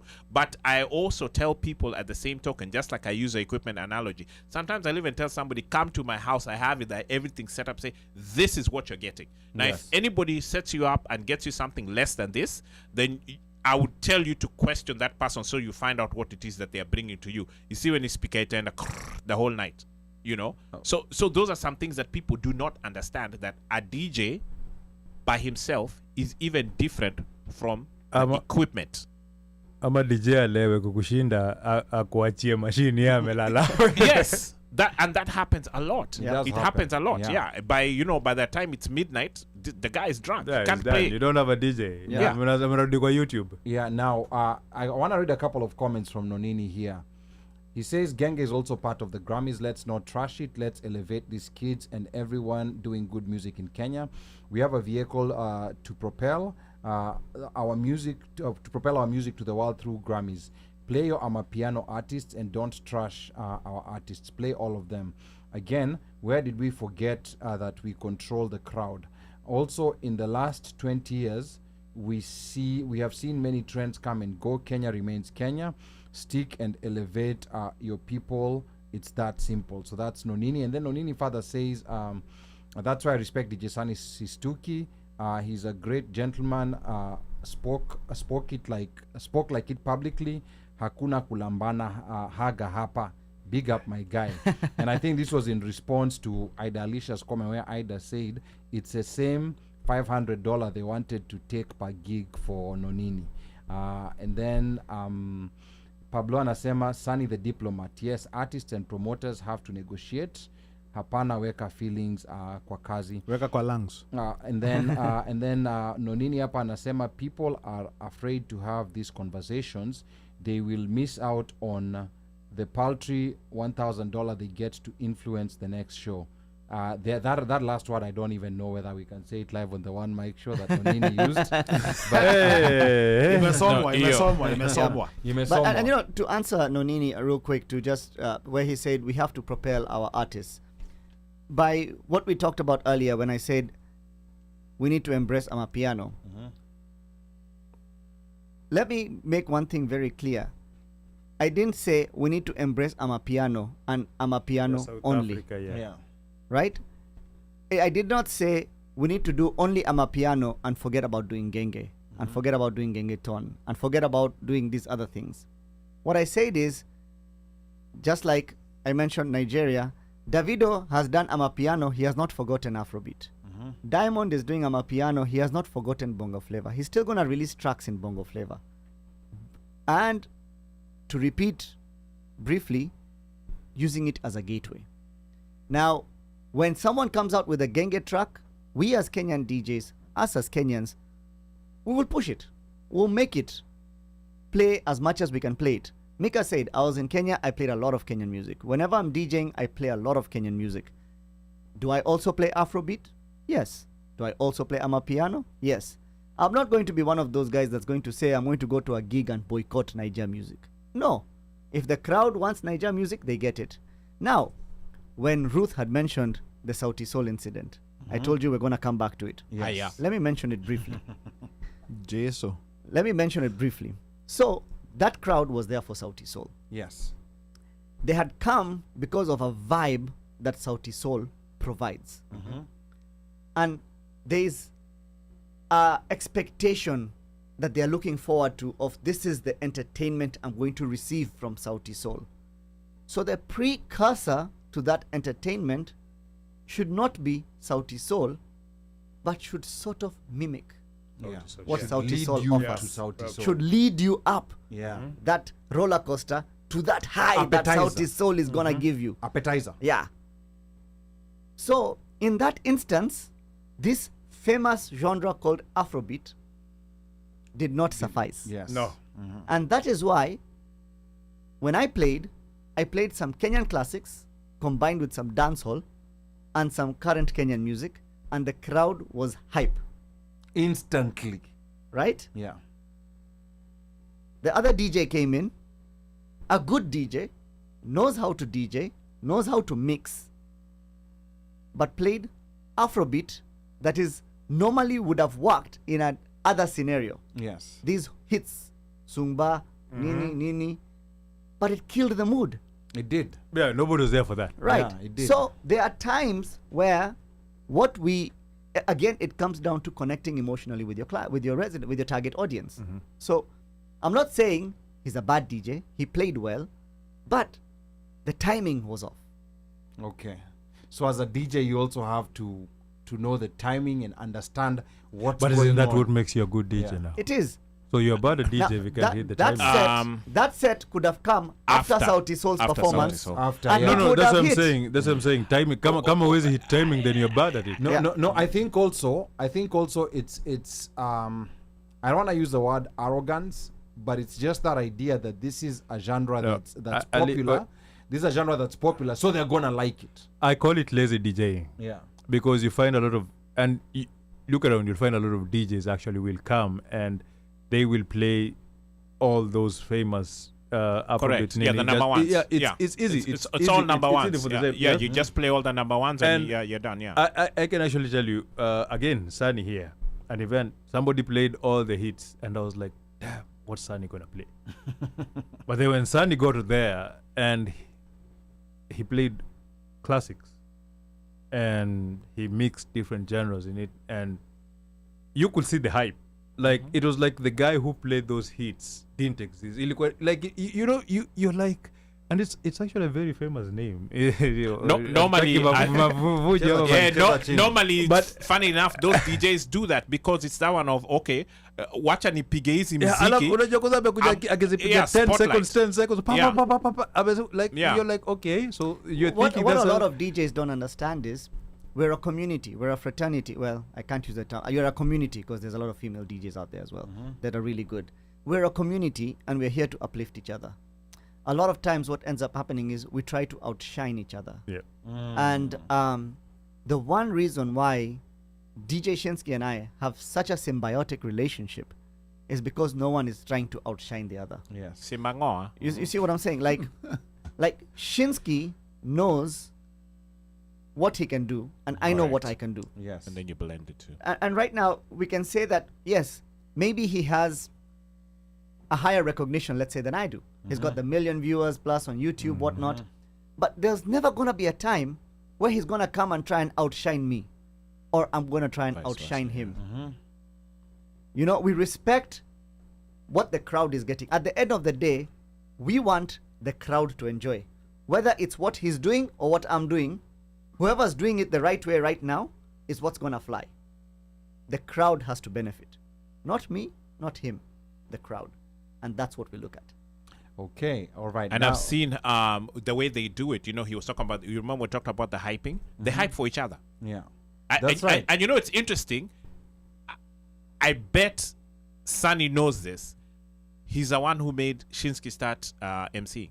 Because Shinsky never used to do that. Yeah, never used to talk. He only used to DJ, never used to talk. Yeah. And he's now more comfortable doing that, and that's why he like his Friday things. I don't know if he still does it. That he'll even MC because he never used to MC. Yeah, and never ever. And now Sistuki, you're gonna go talk to Shinsky the same way we've been chasing you for 3 years. We've also been chasing Shinsky for more than 3 years. So talk to him when you guys are on your set katikati hapo, weka pause mwambie okay, the OneMic Show is asking for you. We'll arrange for it. Because we also need like even this one, the reason why it took 3 years is really scheduling and all that stuff. And you know, your show is on a Friday. Yeah. We are DJs. Tricky day. We work a lot on those days, and so. But somewhere in there, we'll find we'll plug it in. We have been known to host a show on a random Saturday or Thursday. Yeah, we accommodate. We can accommodate, but not for everyone. And we really appreciate you taking your Friday away to come and just be with us on the OneMic Show. And from the family. Yeah, he left early because he really could have come in Kesho. Yeah. That's right. Yeah, so we really appreciate June. We appreciate you letting the guy come. And then now as we wrap up, Sistuki. You know, last question, you know, we know that there's clearly been a shift in the age demographic in the Kenyan crowd in the US. Most Kenyans currently in their 20s were raised in the US, and their connection to the motherland is different from the rest. With respect to this, what do you think is the future for Kenyan reunions in the diaspora? And this has been a subject of heated debate amongst a lot of promoters, DJs, and other stakeholders. We used to have New Jersey July 4th, Atlanta Thanksgiving, DC Labor, Dallas Memorial, Las Vegas Rugby, and then things cooled off post-pandemic. Sistuki, what do you think? I think we need to tap into that audience with what they relate to. Okay. In order to make these reunions continue. Okay, and what do you mean by, what exactly does that mean? That means understand what this audience wants. Okay. And I realize that this audience thrives for experiences. This is something another fellow DJ told me, that this audience strives for experiences. This younger people. Okay. Right? We used to go party when it was convenient for us. Yes. This audience wants this massive experience. They absorb experiences in a very different way than how we used to absorb experiences. Mm-hmm. So, giving them a mediocre experience and expecting them to connect with it, like it used to happen, is no longer the option.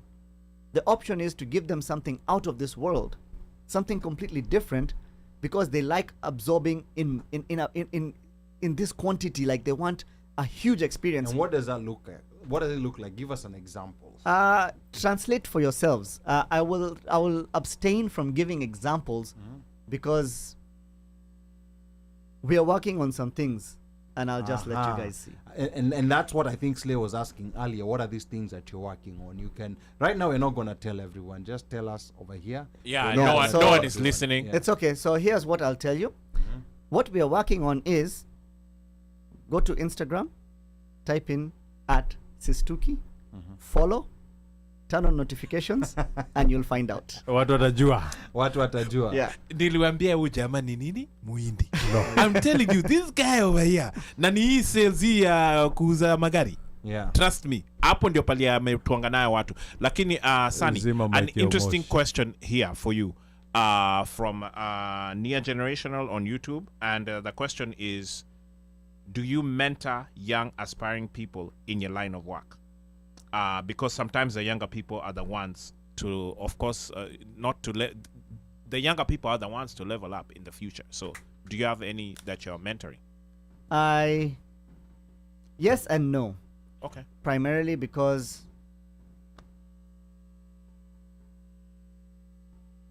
You can take a cow to the pond. You cannot force it to drink. Wow. Understood. Okay. So you've been having issues with making.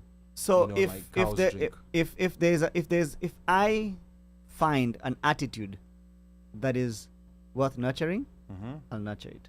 Okay. But I don't have the time nor the patience, because those two things are reserved for my family Wow. Okay. to adjust someone's attitude. Kubembeleza. Yes. Okay. Yeah. So if Probably the you're not attitude, wasting time. yeah, the attitude, I will spend my time and my patience adjusting my 2-year-old's attitude, Okay. All right. but Not a grown. not someone else. Okay. Na vile sani waga patient. Where? Omosh. Eh? Wahenga walinena kilicho na mwanzo hakina budi kuwa na mwisho. Meli imetia nanga. We are about to wrap this puppy up. Mika Och! You can hear me live and direct talking about wrapping up the show, brother man. Kaende. Niko na njaa. Yuko shy. Tuna mgeni. Sorry. Tuko na mgeni. Wacha Sorry. niambie. Sorry, basi. Anyway, Sunny, thank you very much. Thank you for gracing us with your presence. It's been a very, very nice discussion. And honestly, this one could go up to 2 3. We can even go till 3. Yeah, Yeah. people you know We can wanna go till leave. 3. Yeah. Let's spare people their bundles. Yep. And what is it? I just want to thank the listeners for joining us. Thank you for, as always, you're the reason why we do this. You're the reason why we join up every Friday. Amba tukikuwa tuko WhatsApp group tunapiga story tukipingana. And my fellow co-hosts, the sacrifice, more than 10 years, but Yeah. going strong. Wow. We should really appreciate It's it. a long time. Yeah, it's a long, long time. And everybody else out there, and I just want to say that it's been a horrible week for us in the DMV. It sure has. Yes. Absolutely. It sure yeah. has. We Yeah, lost a good one. Yeah, lost good a friend. We lost A very, very good friend. friend. Yes. And Betty Just Boo. Betty Boo. Yeah. hope rest in everybody. peace. Yep. Hope everybody's holding up well. Yeah. I know it's affected a lot of people. It affected me. I will not lie about it. Yeah. And just wanna wish everybody a healthy weekend. Be safe. Be happy. Hug your loved ones. Kauna noma na mtu. Hata kama mwezi solve, usishikilie. Live your life. Yeah. Enjoy your life. Life is fickle. Life is short. Live life the best way you can. Apart from that, enjoy your weekends. Bye. All right. Yo, asanteni sana. Thank you to our audience. And more so to our guest. Sunny, I can't say it enough. Thank you for coming through. And I'm sure we're going to be getting calls from other people who have not come in here or had the opportunity to grace us with their presence. Do you have to say that? It's going to come. So we know it's coming. Okay, so. Yeah, we know it's coming. I'm glad he didn't say Sistuki.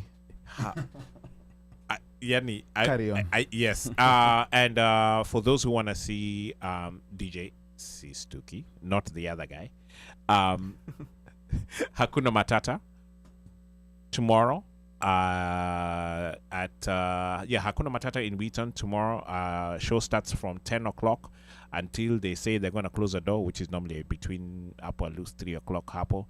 And by the way, they have masala chips at Yes, Hakuna at Matata. Hakuna Matata In case Grill. you didn't know, they Yes. have masala chips. In fact, I would stake that around this area, they're the only chaps who have masala chips that Yeah. you can talk about. I can confirm that. That you can talk about. You know, kuna zile unakula, but this is the one that you can talk about. Yes. So, if anything, just for the masala chips alone, you should go to Hakuna Hizo Matata chiponi tomorrow. worth it. Yeah. It's, to me, it is well worth it. Exotica style masala chips. It is well worth it. And maybe they might at one point incorporate somebody outside with roller skates who will serve you the chipos. I don't know. But anyway, with that said, have a good week. Poleni to the family of Betty Boo. That's our friend. We'll continue condone. DMV has lost a good one. But they always say those whose time is done, move on. and the rest of us are left over here to continue chambuaring. So we'll continue chambuaring too. Yeah, heaven has gained, we have lost as earth. With that said, have a good week. See you next week. All right, DJ. Ladies and gentlemen, one more time, thank you so much for tuning in. I appreciate each and every one of you who are here throwing out comments. Thank you, OneMic Show, for having me here. And don't forget to follow me on all social media platforms at Sistuki. Follow our podcast at Sunday Wind Down Podcast. T-shirts, merchandise, all information, you can always get it at sistuki.com. And I hope to see you guys tomorrow at Hakuna Matata. Till next time. All right. Thank you so much. Thank you so much again, DjSunny Sistuki, for coming through. And thank you for all those who were tuned in. I can see also DJ Slim was tuned in and he says, good show. You know, like asante sana. And I think someone here was asking, I think it was Slay, was asking about the second ticket. Hamkupiga simu. So kama hukupiga simu, you know, but you imeenda tu hivyo. But remember to go to sistuki@hakuna.eventbrite.com to get your tickets. DjSunny Sistuki will be performing tomorrow at Hakuna Matata Grill at 2405 Price Avenue, Silver Spring, Maryland. And like DJ Moshfire said, it's one of the only places in the DMV area, and I'd actually say, you know, like in the US, that has that masala chips that we're looking for, the exotica style masala chips, you know. And again, I want to thank all those who are tuned in. For those who are tuned in for the first time, you know, follow us on all our social media handles. Go binge on all our shows, and we're gonna keep, you know, make sure you share, you comment, you like. This helps us, you know, like in getting the show to more people. Na kwa hayo machache, yeyote ambaye anataka kunipigia simu, nambari yangu bado ni ile ile 1-800 mteule, na operator akishika simu mwambie unataka kusema na mjukuu, na akikuuliza ni mjukuu yupi, mkumbushe ni mjukuu yule yule wa Masai, because I'm Kenyan by blood, American by design, Masai by choice. Sichagui, sikagui na sibagui. Kwaherini. Aiden, Daddy loves you. Jerry, Daddy loves you. Nemo, Daddy loves you. Until next week, be blessed.